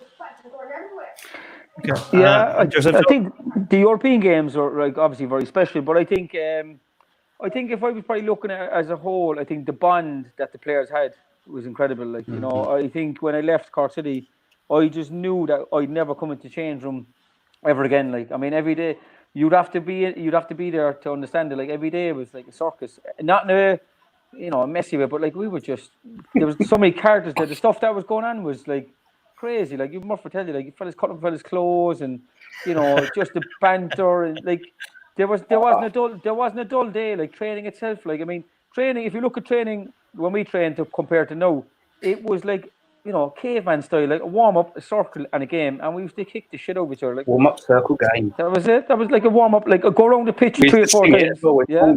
Warm up, circle, game. Warm up, circle. That's what we used to. Like, we used to have such crack. We used to do the same warm with Hilly, 1, 2, up, down, left, right. You know, these warm-ups, we go around. Yeah. And then we'd have a circle. Now with the Colorandos, we'd have the circle, and you have 2 in, and then we'd literally have a game every day. And like, there was no phase to play, there was no shape, there was no, like, we just had good players.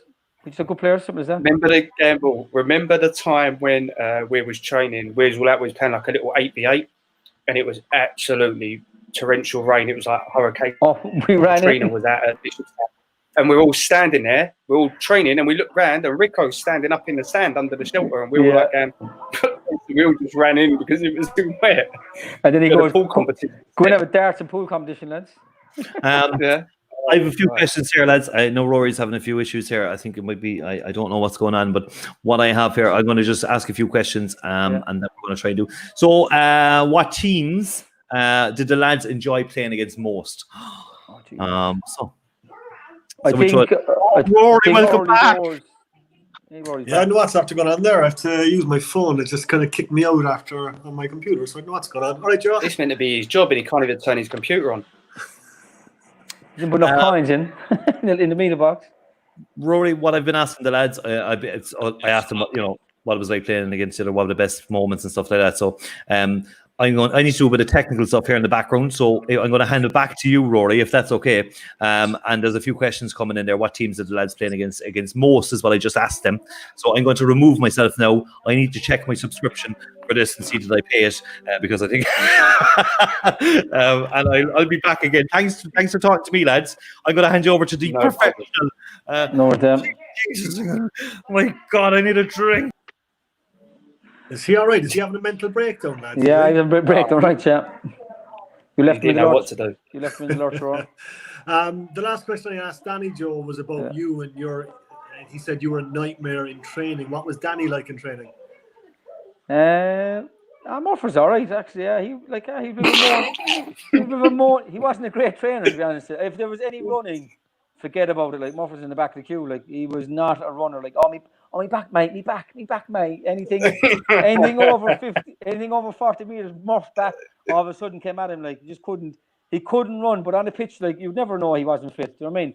You get fellas like that. Lads just don't want to run because they don't see the relevance in it. And come match day, obviously Murph was a fantastic player. He was a good trainer. Like, he was good. He was a good trainer. But anything physical, forget about it. No gym work, no running. Like, I'd hate to have him now as my role at Cork City. If he was in my team, if he was one of my players now, I would be on him every day, like, in that sense, like.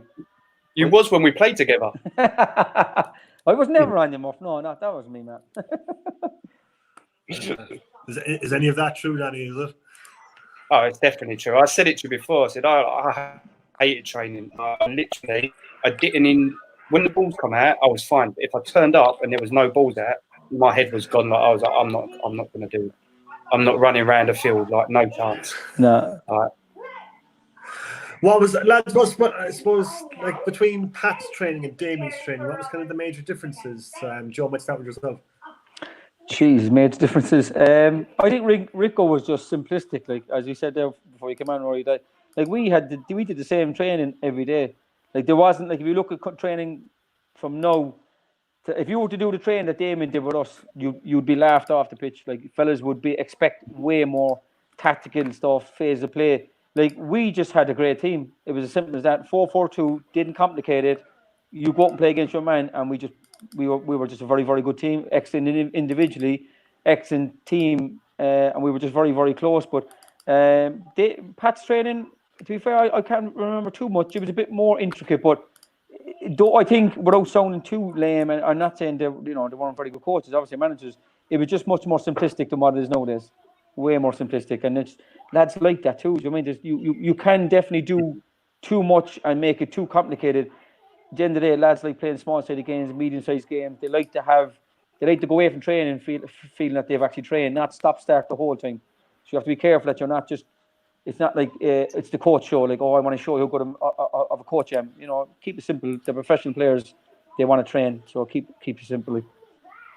I think that was the biggest thing with Damien Warne. He did just keep things simple when he came. Like, he didn't overcomplicate team talks, training, anything. Like, it was just. I think he actually really believed how good we was as a team and just left us to it. Yeah, I suppose so. Yeah, Joe, you're obviously the assistant manager now of the club. and you're responsible for the strength training. I saw you doing like training with the lads over Zoom and stuff. How hard has it been, I suppose, to keep the lads fit and keep the lads motivated over the last while of lockdown? It's obviously not ideal, but I mean, I think that, like, generations have changed. I think players the younger players that are coming up are much more into the whole fitness and S&C, and they're much more image conscious. Do you know what I mean? I would say that there would be very little drinkers. I mean, look, in fairness, our squad were young, maybe a year or two older than what we have, and like, geez, we would be on the sauce of favourite, like, compared to these lads. Like, these lads don't drink, and they're into the gym, they're into training, they're into it. You know what I mean? No, they're not all obviously super athletes because they're young, but they're striving to get there. Do you know what I mean? But I think, like, as I said earlier, we have a Google Docs. They log in every day what they do. I'd have a look over it, and all of them are buying into it. Like, and I'm not there holding their hands, and that's a good thing that's come out of this. Like, that they have to take more responsibility themselves. Like, you can't babysit players. Like, I mean, I know they're still young men, but they're men. Like, so, you know, we're not holding our hands, telling them they have to. We're giving them guidelines. They have to do it. Like, they have to go and do it themselves. And in fairness, they are doing it. But there's only so long you can do that, Rory. Like, 5-6 weeks, great. They'll do their training. The minute you start looking at, like, 10, 11, 12 weeks, no football, no training, I mean, that's very difficult. I don't care how motivated you are. At the end of the day, you want to play football. You want to, get out in the training pitch and be with the lads. And I think this is, like, the way it's going and the way it looks like it's going to be more difficult. And we have to be a bit more, I suppose, inventive on how we're going to train the players and stuff. Damien, you all right? You're looking very stressed. Yeah, no, fine. I suppose we might have to drive on. I think. I'm hoping that you can see the private chat bit that I've sent you. Just a couple of quick ones. I will just throw this one at Joe. Which current player would you like to have in the 2005 squad? Jesus, that's. Can I pick 5 or 6 or just one? No, just one. Just one. I'd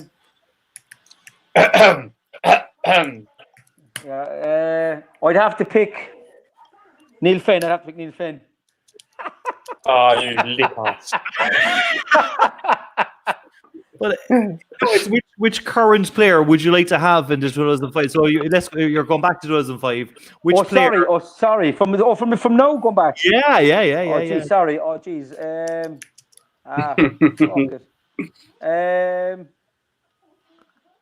To be fair, I think the two lads on loan have been exceptionally good for us, Darling and Joseph Aloo.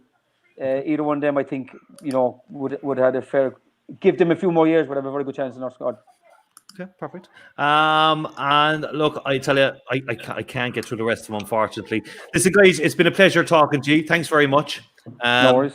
Sorry about the wait on that one, and obviously, it's a pity that Rory didn't have you from the start because I'm terrible at that stuff. I'm a fanboy. So listen, guys, thanks very much. Listen, all the best, Joe, and thanks for joining us, Danny, and appreciate that. Thank you very much, guys. We'll see you soon. Thanks, boys. Appreciate it. Thanks. Take care. See you, lads. Good luck. Bye-bye. Okay, Rory. No, we are okay. Here we are. No, I'm hoping that we were going to try and do a crossbar challenge. I do have another guest waiting in the background. I think all the times are wrong and stuff like that. But will we bring in another guest, or do you want to try and go with the crossbar challenge first? I think we'll bring in the guest. Just get the guest. Okay, so we are bringing. So Joe just spoke about this man a few minutes ago. The first prize tonight are his boots. Hello, Joseph. Good evening, everyone. Good evening. Hey man, how are you? How are you getting on? I'm well, thank you. I'm keeping myself busy over here. Yeah, how are you surviving lockdown? I mean, like it's kind of a weird time for all of us, I guess. I suppose, particularly for footballers, you can't train. You're missing the teammates. I suppose. How are you getting on with it? I suppose. I think I've got a few different programs that are teaching stuff, and park not too far from me, so I think in the day you've got an hour to use the park, so I try and get down there as much as possible. Well, not as much as possible, but within the time frame that I can be out there, get out there, and then I get home as soon as possible. Yeah, and we just had Joe Gamble on there as well, and I see he was doing kind of Zoom fitness classes with the players and stuff as well. So I'd imagine he's keeping you busy, is he? Yeah, exactly. I've got programs from both sides, from Cork City and Arsenal, so they're both helped me out, yeah. Yeah, it must be, I suppose, frustrating. I guess you were just kind of getting into the swing of things with Cork City and kind of finding a rhythm and kind of settling in, and then that's all kind of just came to a screeching halt, I guess. No, definitely. Yeah, for sure. I was enjoying my football for sure. I was enjoying it, enjoying just getting regular playing time. I think us as boys, just the whole team, the group, the morale of the team was gradually growing. And like you said, it came, and it's unfortunate all of this is over. We don't know what's going to happen, so we just have to see what happens with the whole pandemic at the moment. And I suppose that game against Finn Harps that you won in Turner's Cross, the atmosphere around the place was buzzing. You were buzzing afterwards. You kind of had a really good relationship with the crowd already, and that was a good night. Yeah, definitely they're probably my best moment as a footballer, and definitely my time in court. That's probably my best moment for sure. So would you be hopeful of playing? I mean, I suppose it's a difficult question, I suppose, to answer this time, but like playing for Cork City again, I suppose, as you say, you mentioned yourself, we don't know which way this pandemic is going to pan out, but I imagine you'd like to play for Cork City again. There's a tough one to answer. It's just, I think, at the moment, both clubs, between Arsenal and Cork City, are just trying to continue regular conversation between themselves to see what happens. And I think we've just got to wait to see how things probably go from there once all of this over. Kind of breaking up a bit, Damien, is it? Yeah, just a small bit. I do have one question, Joe, if that's okay. So your boots are up as top prize tonight. Yeah, that's right. I wonder, what size boot are you? All right, cool. That's a very good question. It is a very important question because people will really, really try to win it, dependent on the boot size.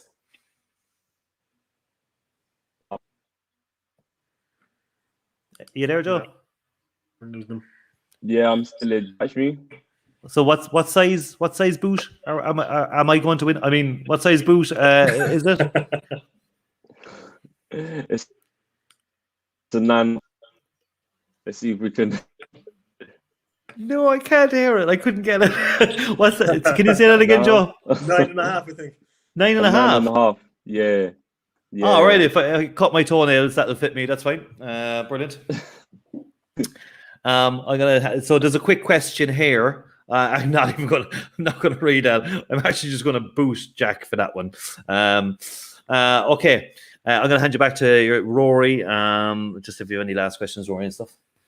Yeah, I suppose what's your message for the fans, Joe? I mean, like, as I mentioned, you seem to kind of click with the fans immediately, and the fans really seem to support you straight away. What's your message for the fans, I suppose? Everyone's just got to stay hopeful. We've all just got to stay patient, and we've got to understand that what's going on and everyone having to stay at home is for the better of ourselves and the public. And we've just got to support each other as much as possible. And it can be very frustrating because there's no football, but we've got to understand that we're trying to save lives here. And that's the main thing, to be honest, definitely. Yeah, very, very good answer indeed. Joe, it's been a pleasure, buddy. Hope to see you back in the Cork City jersey. Absolutely. On some stage, and it's a pleasure watching. Thank you very much. Thanks, Joe. Thank you. Thank you. Okay. Bye. So right. 9.5 is boot sizes. That's fine. That's fine. Right. We got 5 minutes before the quiz starts again. We are delayed. I'm going to bring in this man here. Hello, Colm. Hello. Yes. How's it going, lads? Oh, retro jersey, Colm. I like I that. got the red jersey on as well. We've all got red retro. It looks quite large. Funny enough, my jersey it's massive on me. It's massive on me. Mine is a choker. I don't know. Was I massive as like a 15-year-old or something? Did I just like baggy jerseys? I'll tell you what, right? We've got a guy waiting. Rory, I'm going to take you out. Is that okay? And I'll bring in some. Or do you want to stay? No, perfect. Okay, go get a cup of tea, Rory, and I'll bring you back in a few minutes. Okay, so here's what we're going to do. I've got Andrew Dorgan here. Andrew, are you there? Andrew's got a lovely blue screen. There he is. Andrew, how are you? We can't hear you, Andrew.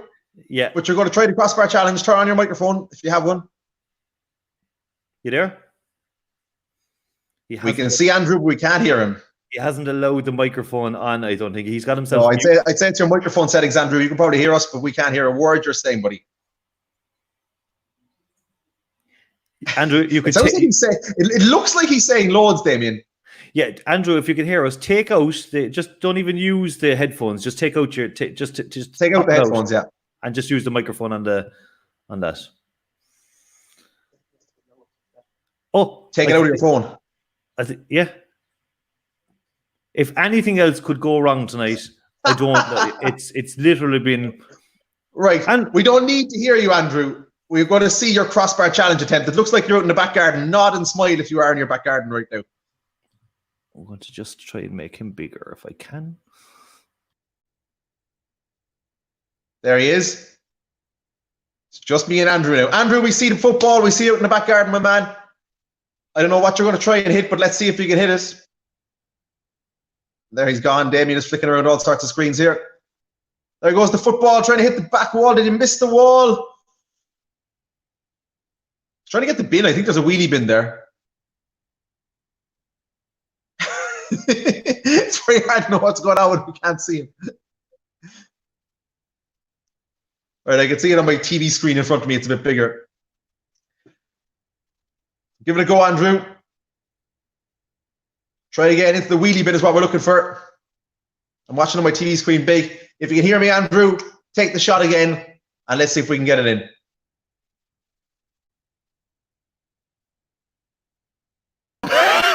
It went in. It went in.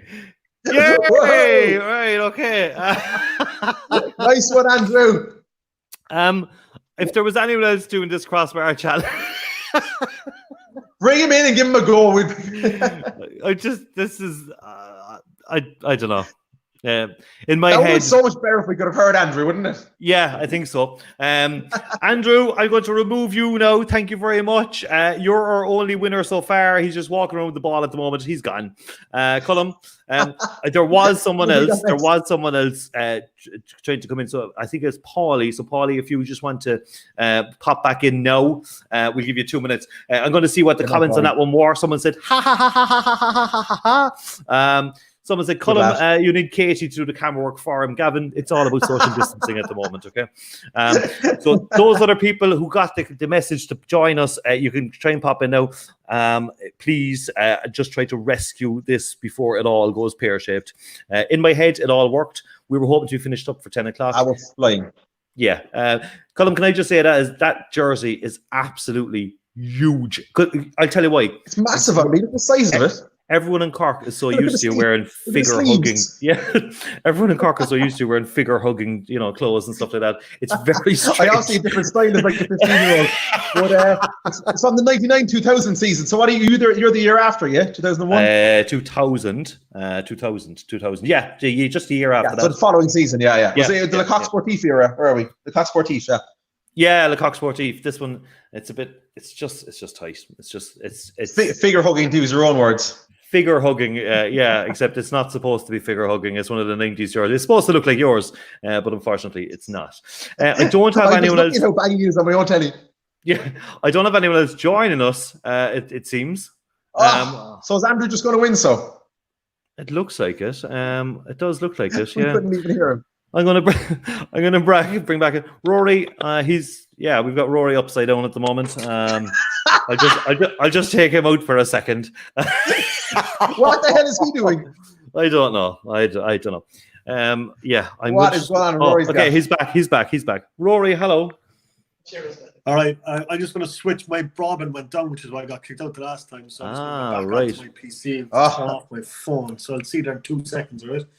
I'll tell you what. Okay. Well, so all right. I'll tell you what I'm going to do. I'm just going to bring in this man here. Hello, Stephen Beattie. All right, Hi, Beats. All right, Colin, what's the crack? How's it going? All right. Flying. How's things in the States, Beats? How are you getting on? We're going all right, lads. Same as everyone. Stuck at home. Zoom workouts, and we're doing presentations on attacking models, and I'm kind of benefiting from it because I want to get into the coaching after I get done playing. So just like everyone, but I think we're more positive about getting back than you lads back home. By the looks of it, by talking to the boys still in the league, we should be back training by the 3rd week of May, and then they're aiming for the 3rd week of June start. So we're going. That's earlier than here. Yeah, way earlier. Yeah. So to be honest with you, I don't think they're doing it right. Not taking it overly serious, as you can see from all the cases here, but trying to keep myself fit and I'm always busy, but flying GPS monitors and fucking heart rate monitors and everything else, just to trying to stay on top of things for when I do get back. Is that a concern? Is there a bit of a worry to players that you're going back too early?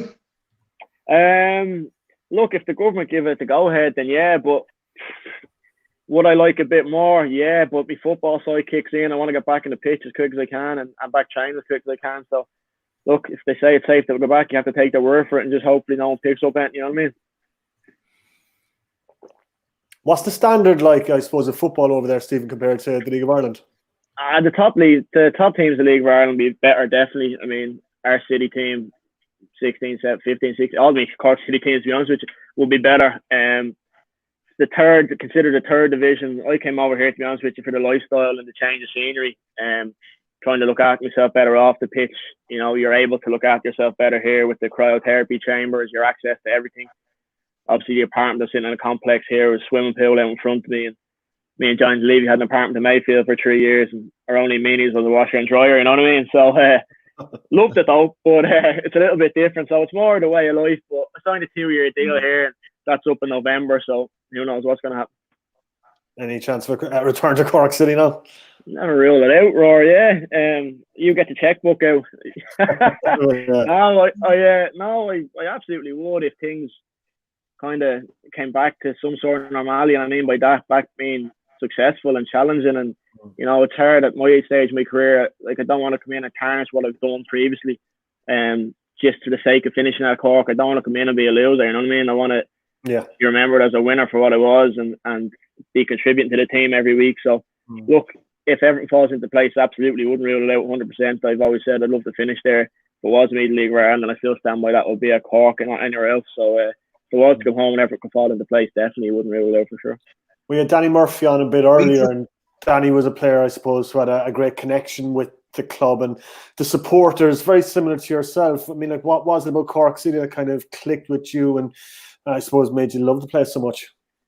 I scored my debut, that helps. Jeez, I don't know. It's just I got down there and I just got made feel welcome from the second I got there. My first interview in the hotel. I mean, I had a good home debut. Set up a goal for Mark O'Sullivan first 5 minutes, won a penalty against my old team Bowes. And I think the Cork fans just appreciate you if you give it your all, 100%. Obviously, you have to have a bit of talent, but if you wear your heart on your sleeve and you play for the jersey, I mean, they just feed off it because it's a community club, community driven. I mean, when we won the finals, grown men in tears, that just shows how much it means to the people of Cork. And this is how I played my game. I played it like one of the fans was playing every day, like Damos trying to run around the pitch or something, We've seen that as well. He's seen my fitness in action. We had a little bit of a thing in the Mardyke Arena one time where we decided to see who could go the longest on one of those bike. What are they called? Exercise bikes. Not great. I think I nearly collapsed after about 4 seconds. They're running up with the defib from downstairs.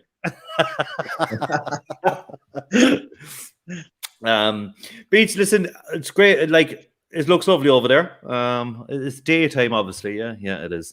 There's a few questions. You get through the questions, lads, did you? I didn't really. No, just throwing one. Go for demo. Okay, so someone says, "What do you think of Dundalk Beats?" Great rivalries. What are you all laughing at? I was looking for the most difficult question there, and I was saying, they were great games to play in for 4 years. Top 2 teams in the league, cups, losing cup finals, winning leagues against Dundalk. They were great. Played against some great players. You want to test yourself against the best. Great rivalries, and obviously had a good few run-ins with Stephen Kenny and Vinnie Perth, which everyone knows about. But there was a massive respect there off the pitch. Definitely, it was one of the most enjoyable games to play in the Dundalk games. Darren Haynes says, "Is Mickey Welch the best gaffer Beats has worked with?" Mickey's a genius. He is. Me and Mickey and Haynes coached the Cork Candy Cup team. So So yeah, Mickey Walsh is a legend down there. I can tell you that it's literally everyone loves you, Beats. Just looking at, what's this one here? Why do you still have more of a dub twang than a Cork accent? Someone's asking there. The only thing I wasn't allowed to lose when I got down there. I mean, nothing else about me turned to Cork apart from my voice.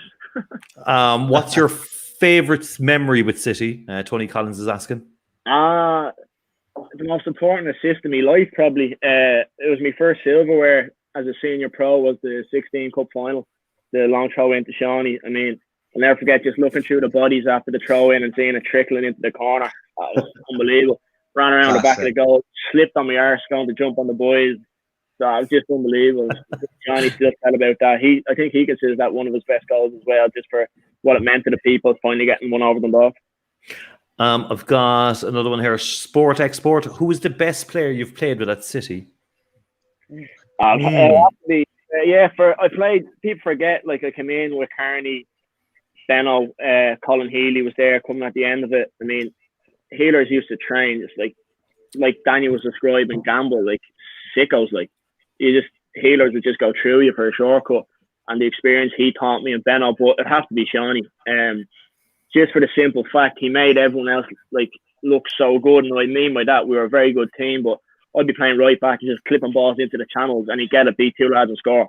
It's like, oh, that's an assist for me. I was only clearing the ball. You know what I mean? It was just frightening what he could do with the football. And his work ethic, what you lads didn't see was we believe in Bishopstown. He was the best player in the team, but he'd be out with a bag of footballs by himself while we were driving out the gate, still doing finishing. Obviously, you can see the levels he's getting to now, but definitely Shawnee, and still very close mates as well. But that dressing room at Cork, 2016-17, was rock solid. We're all still in WhatsApp groups to this day, taking the piss out of each other. Just a few more ones. Was Caulfield the best manager you played under? Rory Sweeney wants to know. I haven't played under many, to be honest. It was John O'Heary at Bowes, O'Heary at Sligo, and some Icelandic fella over in Iceland. But it has to be. I don't even know his name. It's not a big group. But John was, what John was he was a winner. And I know there's all the shit now, but John won. He was just a simple winner, and he got the best out of me. That's all I can say. He got the best out of me. He tried to sign me enough times. When I finally came to Cork, it was the best decision I've ever made. I was down to John, and the only regret I've always had was that I didn't sign sooner after my year at Bowes. Instead of going to Sligo with 15 and going halfway through the year, I should have come straight to Cork, because I think it would have helped in Iceland. I remember seeing that game over in Reykjavik. I think I definitely could have contributed then. And then who knows what would have happened in the league. So definitely John was probably the biggest factor in my career, management was. Rory, do you want to take this one there? Yeah, Dylan says, what was your favourite position at City? Was it a striker, winger, or at right back? Well, you left out left back, left winger. Centre half and goalie was the only one I didn't play. But no, believe it or not, I had to be right back, and it breaks me heart saying that. Like, obviously I signed as a 10 and wanted to be a 10, and scored a hat-trick against Longford, and 2 weeks later I was playing right back.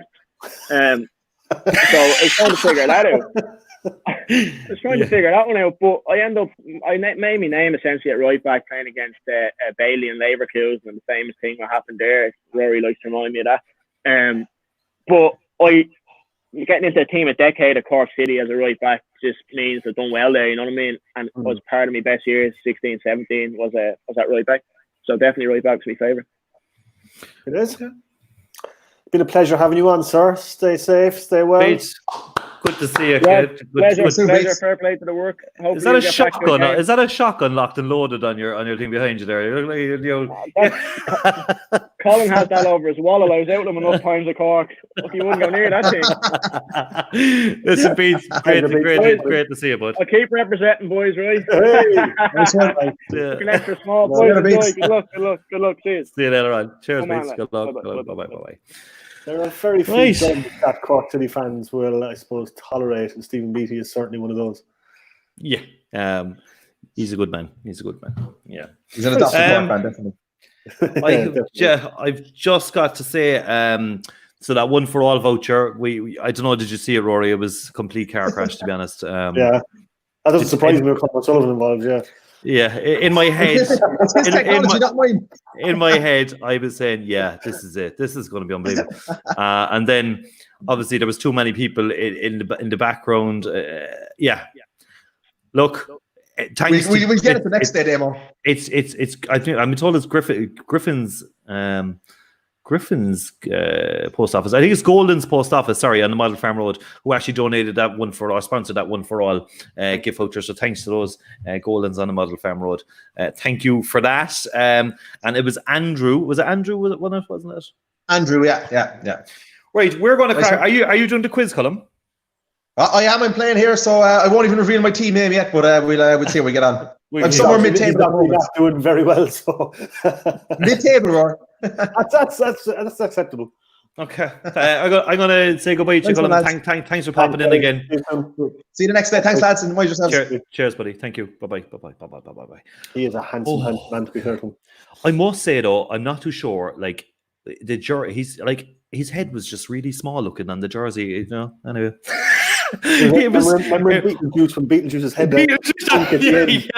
Someone just, I think so. Andrew's probably just sprinkled a little bit of that little magic dust on top of his head, and it shrank his head or something like that. So, that was those big, massive, baggy jerseys. Yeah, that's it, and that's exactly it. We thought we looked cool, and we looked really silly. But yeah, we're just so used to seeing him in just figure hugging, fantastic looking clothes. Guys, the quiz. Okay, that was a bit of a break. 30-minute break was a bit longer, maybe 35, 40 minutes. I apologize on the delay. We are going to crack on with the second 25 questions. So we're going to ask you to go back to your phones, guys, back to your phones. We're going to be starting literally in 1 minute time. Okay.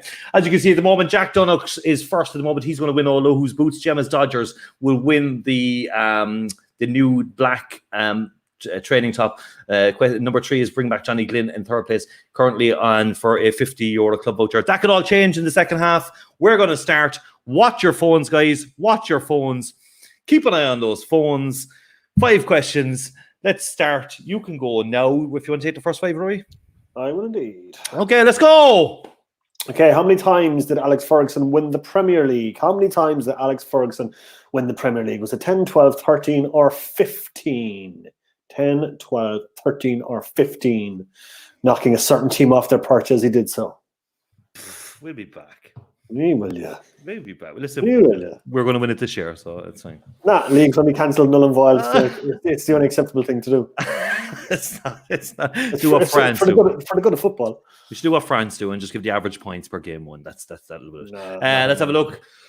Most people going for 13. The correct answer on that one was, of course, 13 times. Question 27. 27. John Aldridge had a pitch-side meltdown in USA 94. Who were Ireland playing? Was it Italy, Norway, Holland, or Mexico? Remember the man he was having the argument with?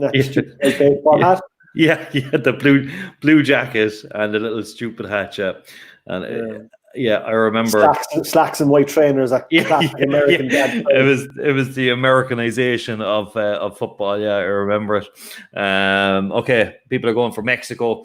That is the answer. Easy enough. Right. He came on, got the goal that made it 2-1, I think, which was the important goal that we needed to qualify for the next round, as far as I know, wasn't it? Yeah. And I think the anger had built up in him from being as well, because it was an argument of water bottles or something, wasn't it? Yeah, something like that. Yeah. Okay. Okay, the Dutch National League is known as the Eredivisie, the Vriend, Voetbal, or Liga. So the National League is known as A, B, C, or D.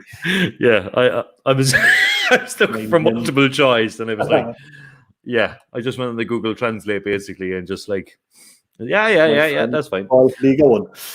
So is it A, B, C, or D? It's fairly obvious that it's the Eredivisie. 94% of people are getting that one absolutely spot on. I can tell you that Mijn Vriend means my friend, and Voetbal means football. Wow. Liga 1 is just Liga 1. Yeah. Didn't you Google for that? All right, 29. Which player holds the record for Champions League appearances? Is it Sergio Ramos, Raul, Luis Figo, or Iker Casillas? Ramos, Raul, Figo, or Casillas? They all have to. One of them, it's a Real Madrid. You know, seeing as they made the most, I suppose they dominated. So we do definitely know it's a Real Madrid player. So was it A, B, C, or D? Ramos, Raul, Figo, or Casillas?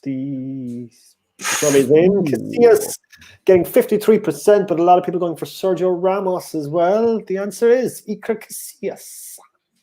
144 appearances, I think. I don't know how many Ramos has because Iker Casillas is the correct answer. Okay. And question 30, who scored the first goal in the 3-3 draw between Crystal Palace and Liverpool? I like this question. In 2015, was it Wilfried Zaha, Damien Delaney, Scott Dan, or Dwight Gale? Zaha, Delaney, Dan, or Gale? I'll be honest. So, like when you have to read that out loud, like, you know. Yeah, like I'll tell you, I got a few questions. I just copied and pasted a few in, and like, yeah, that one hurt. It's Cristanbul as it's known. Yeah, sure, brilliant. Yeah, love it. Great day. Yeah. Live answers. Okay. David Delaney getting 56%. Zaha, Stan, and Dwight Gale. I can tell you that when he signed for City, there was resentment. I can tell you straight up. Anyway, I'm going to take the next 5. It was, of course, Damien Delaney, who then moved on to Cork City after that.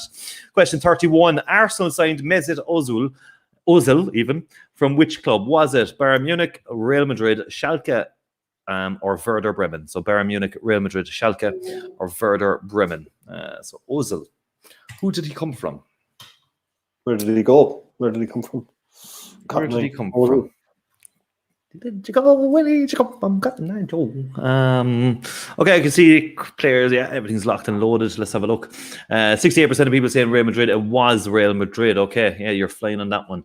Question 32. Which footballer was captain of Italy until his international retirement in 2017? Was it Fabio Cannavaro, Francesco Totti, Gianluca Buffon, isn't it? And Giorgio Chiellini. So Cannavaro, Totti, Buffon, or Chiellini. So which footballer was captain? There's a typo of Italy until his international retirement in 2017.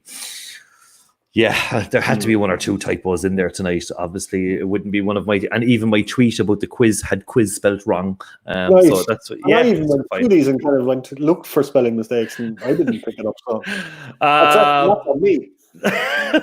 Buffon getting 60%, Totti with 21%, Chiellini and Cannavaro sharing in 9% each. The correct answer was Buffon. Okay, so until his international retirement, I know he came back. He's not in club retirement, but he retired internationally. Question 33: who is Chelsea's leading Premier League goal scorer? So who's Chelsea's Chelsea's leading Premier League goal scorer?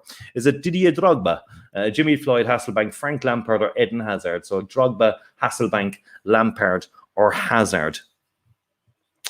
Someone's saying the Liverpool Palace draw was the 14th of May. Yeah, great. That Cristanbul Day is coming up again. I know I'll get a reminder from someone about it. Anyway, don't worry about that. 77%. Yeah, Frank Lampard is Chelsea's leading scorer. Frightening statistics for a midfielder, which is just mental. Like, he took that record from former Cork City manager Bobby Tambling as well. Yeah, and. I was going through and I was like, yeah, he really has, like, he just rocketed goals for seasons upon seasons. Like, I dislike him. I'll admit it, as it's because he's a Chelsea thing. But yeah, mental.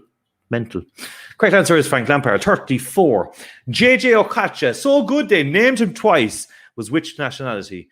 Is which nationality? Oh my gosh.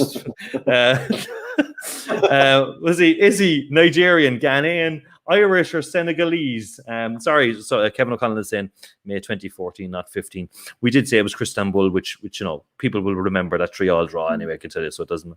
Anyway, Nigerian, Ghanaian, Irish, or Senegalese. JJ Okocha is which nationality? Well, damn, you just killed JJ Okocha. Okay, the answers are coming in still. Nigerian, Ghanaian. 2% of people said Irish. What? Are they trying to get every question wrong? There is someone just probably, I think that's what someone doing. Correct answer is Nigerian. Okay, he's Nigerian. And the last of my 5 here, Manchester United's original name was Salford Heath, Manchester United, Newton Heath, or Manchester City. So Salford Heath, Manchester United, Newton Heath, or Manchester City. I really struggled in the multiple choices, I can tell you. I was just like, what? You got as far as C, you're like, do you know what? Man City. Actually, yeah. Okay, let's have a look. The live answers. Newton Heat, 85% of people saying that. 3% of people thought it was Man City. They're just trolling, They're just they literally just said, I'm going to pay a tenner and I'm going to just try to finish bottom for the crack. Let's have a look. It was Newton Heath. Right, on to your 5, Rory. Let's go. Okay, question 36. Ray Houghton is Irish, true or false? He played for Ireland. He's as Irish as they come. Ray Houghton USA 94. Ray Houghton pleased the entire nation. It was brilliant. So Ray Houghton is Irish. True or false? Ball in the English net. Put the ball in the Italian net. Yeah. But is he Irish? False. 65% of people going for false. 35% of people going for true. It is actually false. Yes.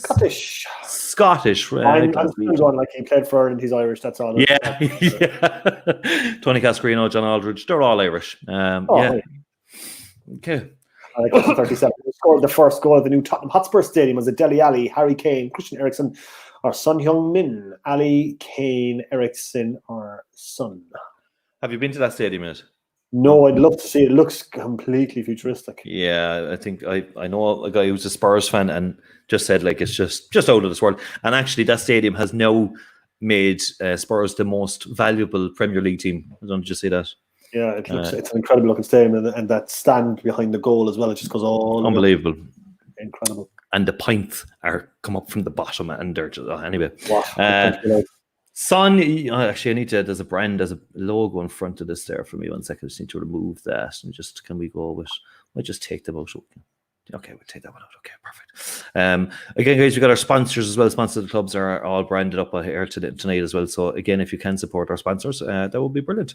Anyway, Son Heung-min is the correct answer. Very nice. 38.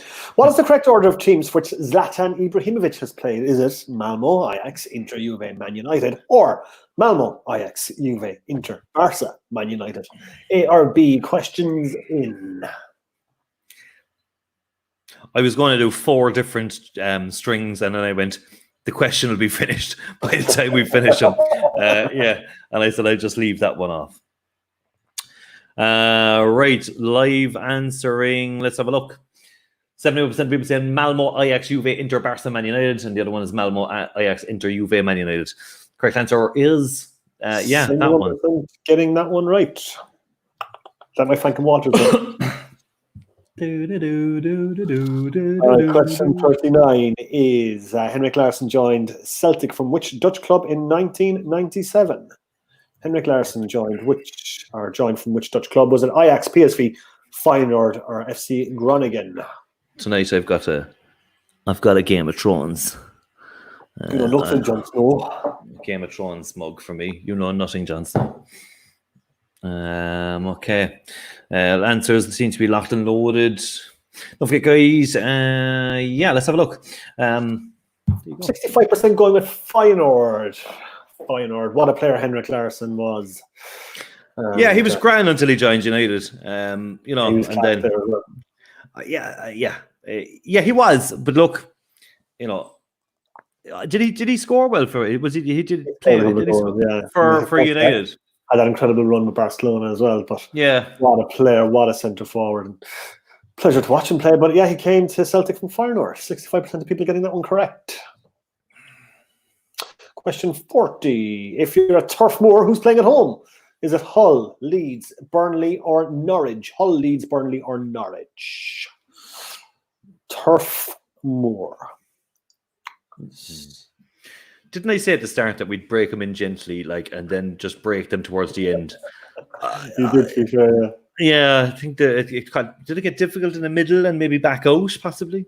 Let's have a look. If you don't get this one right, 91% have gotten it right. It is, of course, Burnley. Damien, take it away. Down to the final 10 question, guys. Here we go. Okay, who was the top scorer at Euro 2016? Was it Morata, Griezmann, Kane, or Torres? So Alvaro Morata, Antoine Griezmann, Harry Kane, or Fernando Torres? Who was the top scorer at Euro 2016? Yeah. Back to the international question. As you can see, guys, the questions are all mixed up as well. There was no, they're just jumbled up. There's no, you're not going to have a specific round where you could be an expert on it. Griezmann getting 76%. Kane, a couple of people thought Torres. It was Antoine Griezmann for France. Is he French? France, yeah.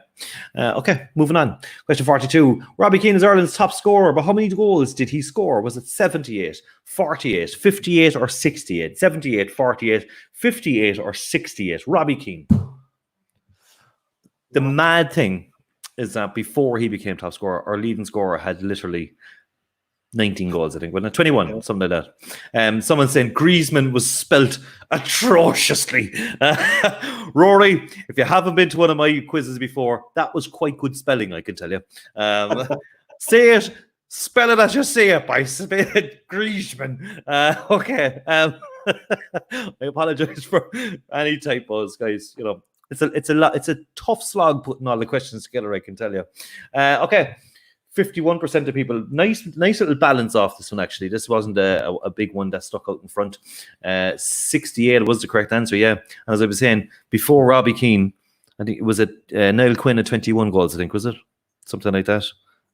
So it was, I know Quinn, Aldridge, and something were on 19 goals for years, and then Quinn took. It's amazing to, like, wasn't he like one of the top international leading scorers in the world, you know, for clubs at one stage? He was, wasn't he? What a player. He was, a couple of years ago, he was he the most international goals as a player that was still playing in the world, which was crazy. Okay, question 43. Who won the PFAI Player of the Year in 2019? Was it Pat Hooben? Hooben. Ronan Finn, Jack Byrne, or Michael Duffy? So Pat Hooben, Ronan Finn, Jack Byrne, or Michael Duffy, who won the PFAI Player of the Year last year, 2019? Well, it was going to be Shamrock Rovers or Dundalk. So. Yeah. Not one of ours.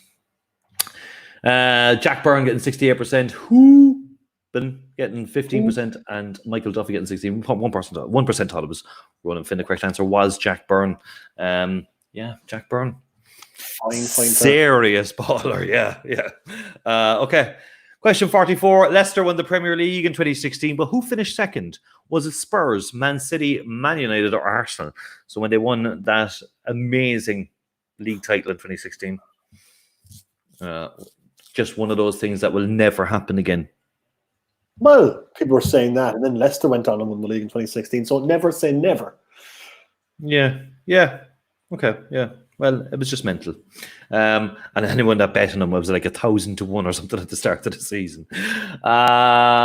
Arsenal, 43%, Spurs, 32%. So this one, I did put this one in, and I'll tell you why, because everyone just remembers Spurs being second, and they couldn't catch them. And I think on the last day, they dropped down to third place. I think it was.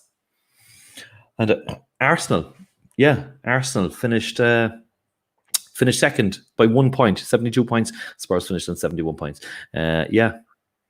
Unlucky for Spurs, huh? Oh, Aguero! Who did Man City beat in the 94th minute in 2012 to win the Premier League? There you go. That's one back. Aguero! That was a good time. He's completely ignoring me. That was a great day, actually. I remember that was a fantastic day. Sorry, I didn't hear any of that. Yeah, it's just sorry, my headphones cut off there for a second. Yeah, the internet. QPR is the correct answer on that one. Great match. Joey Barton gone mental, kicking players and the whole lot. It was just the best end to a season ever. It was incredible, absolutely incredible. Going to the last 5 final question, guys. The best of luck. Don't forget first prize. First prize is Joseph Aloo's boots, which amazingly are 9.5. He's about 6'6". I know. I'm sure. Just a really small feet or something. Anyway, so Joseph Aloo's boots first. Second is, of course, the brand new gunmetal grey, which looks black to me. And I have to see it in the flesh. Third is a €50 club shop voucher. And then that's it, yeah. And Golden's Post Office gave us the 1 for all voucher, which we did for the crossbar challenge, which turned into a dustbin challenge. Thanks to Colin for that. Last final 5. Let's go. Here we go. Question 46. Who is this season's top scorer for Real Madrid? Is it Gareth Bale, Eden Hazard, or Karim Benzema? Bale, Hazard, or Benzema? Oh yeah, I remember football. In the long ago, the before time. Yeah. Who is this season's? Is the longest season ever. I can barely remember last week. Was it Bale, Hazard, or Benzema? It's not Gareth Bale that we're talking about his golf score. It is indeed Karim Benzema, 83%. Question 47. Who plays at the London Stadium? Is it Spurs, Watford, Fulham, or West Ham? Spurs, Watford, Fulham at West Ham. A, B, C, or D? Not the greatest of football stadiums by the looks of things. No. It's it's anything with a running track, no go. No. Need to keep the fans close. Yeah, it's not great. Right, 88% of people. Easy. Resounding figure. All right, when Cork City won the league in 2017, how many points did they finish on? Was it 78, 77, 76, or 75? 78, 77, 76, or 75? Took us a while to get over the line, but we got there in the end. Jesus, this is your question. Actually, it came up there going, oh God, I'm going to have to put, then I remember. Yeah, and you know what now? I couldn't tell you. Yeah? No. I think people are going to, I think there'll be a wide variety here. Or will there be? Ooh, 77 points, 49%, 26% going for 76, and 24% going for 78. The correct answer is 76. Ooh, you see, Rory. Yeah, you see, this is probably how the questions should have shaped across the night, where it was more balanced. My questions all are like 90%, 88%, 100%. Yeah, you see, this is good, Rory. Yeah, thanks. Thanks, buddy. No bother at all. Cheers to that. Okay. Question 49. What was the name of the Indian club who infamously copied Bray Wanderers' crest? Was it Kerala Evergreen, East Bengal, Bengaluru, or Mohan Bagan? A, B, C, or D? I can see the confidence and speed while saying names that you might not be. Yeah, I'm picking that one up. I'm going to take that advice on board. Thanks, Roy. That's the way to do it, quickly, confidently. Oh. So let's see. I wouldn't have known this at all. 45% going for Kerala Evergreen FC, 28% East Bengal. The correct answer is Kerala Evergreen FC. I wouldn't have a clue. I've just got a banner here. Let's just I just want to just take them all off for a second as we get into the final one. Okay. Final question, because it's a Cork City FC quiz. Final question is on Cork City FC, and it specifically relates to the jersey I'm wearing. Derek Collins scored the winner in the 1998 FAI Cup final replay. Who put in the corner for the assist? Was it Patsy, Kelvin, Caulfield, or Cal? Patsy, Kelvin, Caulfield, or Cal? You see, now you can see you. It was all premeditated, because when you texted me today and said there's only 49 questions there, I'm going to stick in another one, and I kind of went, but it's meant to be 4 questions of 12, unless he's got some reason for adding in another question. No, just turns out I'm wearing the jersey. Okay. So, 46% saying Kelvin Flanagan, 33% saying Ollie Cal, 12% saying Patsy, 9% saying Caulfield. The answer is Kelvin Flanagan with that in-swinging corner from the left. Derek Collin rises up, bullet header into the back of the net. Cork to the FAI Cup champions, 1998. What a moment. Okay. All questions are in, locked and loaded. Guys, what I will say as well is, if you enjoyed yourself tonight, make sure you stick on something on Twitter and just to annoy all the other clubs and stuff like that we're doing wonderful things in the club. I want to say thanks to Rory again for the assistance. Yeah, he's the best wingman a person could ever ask for. Right, here we go. Okay. Max Power coming in. Oh my God, we had a change in the top three completely. Wow. My God, Max Power, 4th. He got his name from a hairdryer. Yeah. Paulie 10K in 2nd place and the Bees in 3rd place. So Max Power, you've won yourself Joseph Aloo's boots. What I need you to do, all our winners actually, I need you to get in touch with the club, okay? Get in touch with the club on Facebook. They'll look after you. Paulie 10K, you've got yourself the brand new training jersey that's not released yet. And the Bees in 3rd place. I can see Jack Dunnock's dropped to 4th place, I think. I'm just going to have a quick look here in the crowd rankings myself so I can go through. So 4th, Jack Dunnock's, 5th, Gemma's Dodgers, and Johnny Glynn. So the 1st, 2nd, and 3rd at the break finished 4th, 5th, and 6th. Colm Shanahan finished in 7th, Keane in 8th, Mickey's Melons in 9th, Owen B, Kirk Van Basten, Connor E. Let's have a look. Reb Mells, Connor, a bunch of Wallies, Rona Reardon, Naris and Dar, the G team, Kenny DeBala Brown, Blackwater Rebel, Jack C team, Dave Finney's Heroes, and on and on and on. If you're wondering where you finished, guys, it should be on the top left of your screen on your phone. Mihol Martin and 46th, the other B show, 47th, Cork City Abu, basic bookkeeping. And 54th, Howie in 55th, Dylan C60, Trevor Rykoff, and it goes on and on and on, and yeah. That's it. I'd love to know where Colm finished. Let's have a look and see. Could I spot his name? He was happily mid-table. So City Forever, would he be something like that, or just best looking in Cork? There's someone in 42nd place there. That's Colm. Paul Witchley, I think, in 30th there. One-legged Winston, 29th. Rebel Army, 84. Jonathan H, 27th. Hainsey, 24th. Finney's Heroes. Yeah, I wonder where Colm is. City Pity, I'm been told, is what he is here. Actually, someone's just sent me through his team name. Yeah. Guys, again, thank you very much. What we got here? Andrew Dorgans and cheers, guys. Thanks for having me on. Apologies not being able to hear me. Don't know what was going wrong. Brill quiz, well done. No hassle at all with that, Andrew. Listen, thank you for taking part in the most car crash crossbar challenge that has ever been broadcast. Joe Logue says, really enjoyable quiz again, lads. Thank you. Thanks for that, Joe. Cheers for that. Where did you finish, Joe? I don't know where you are. You're in there. Thanks for that, Joe.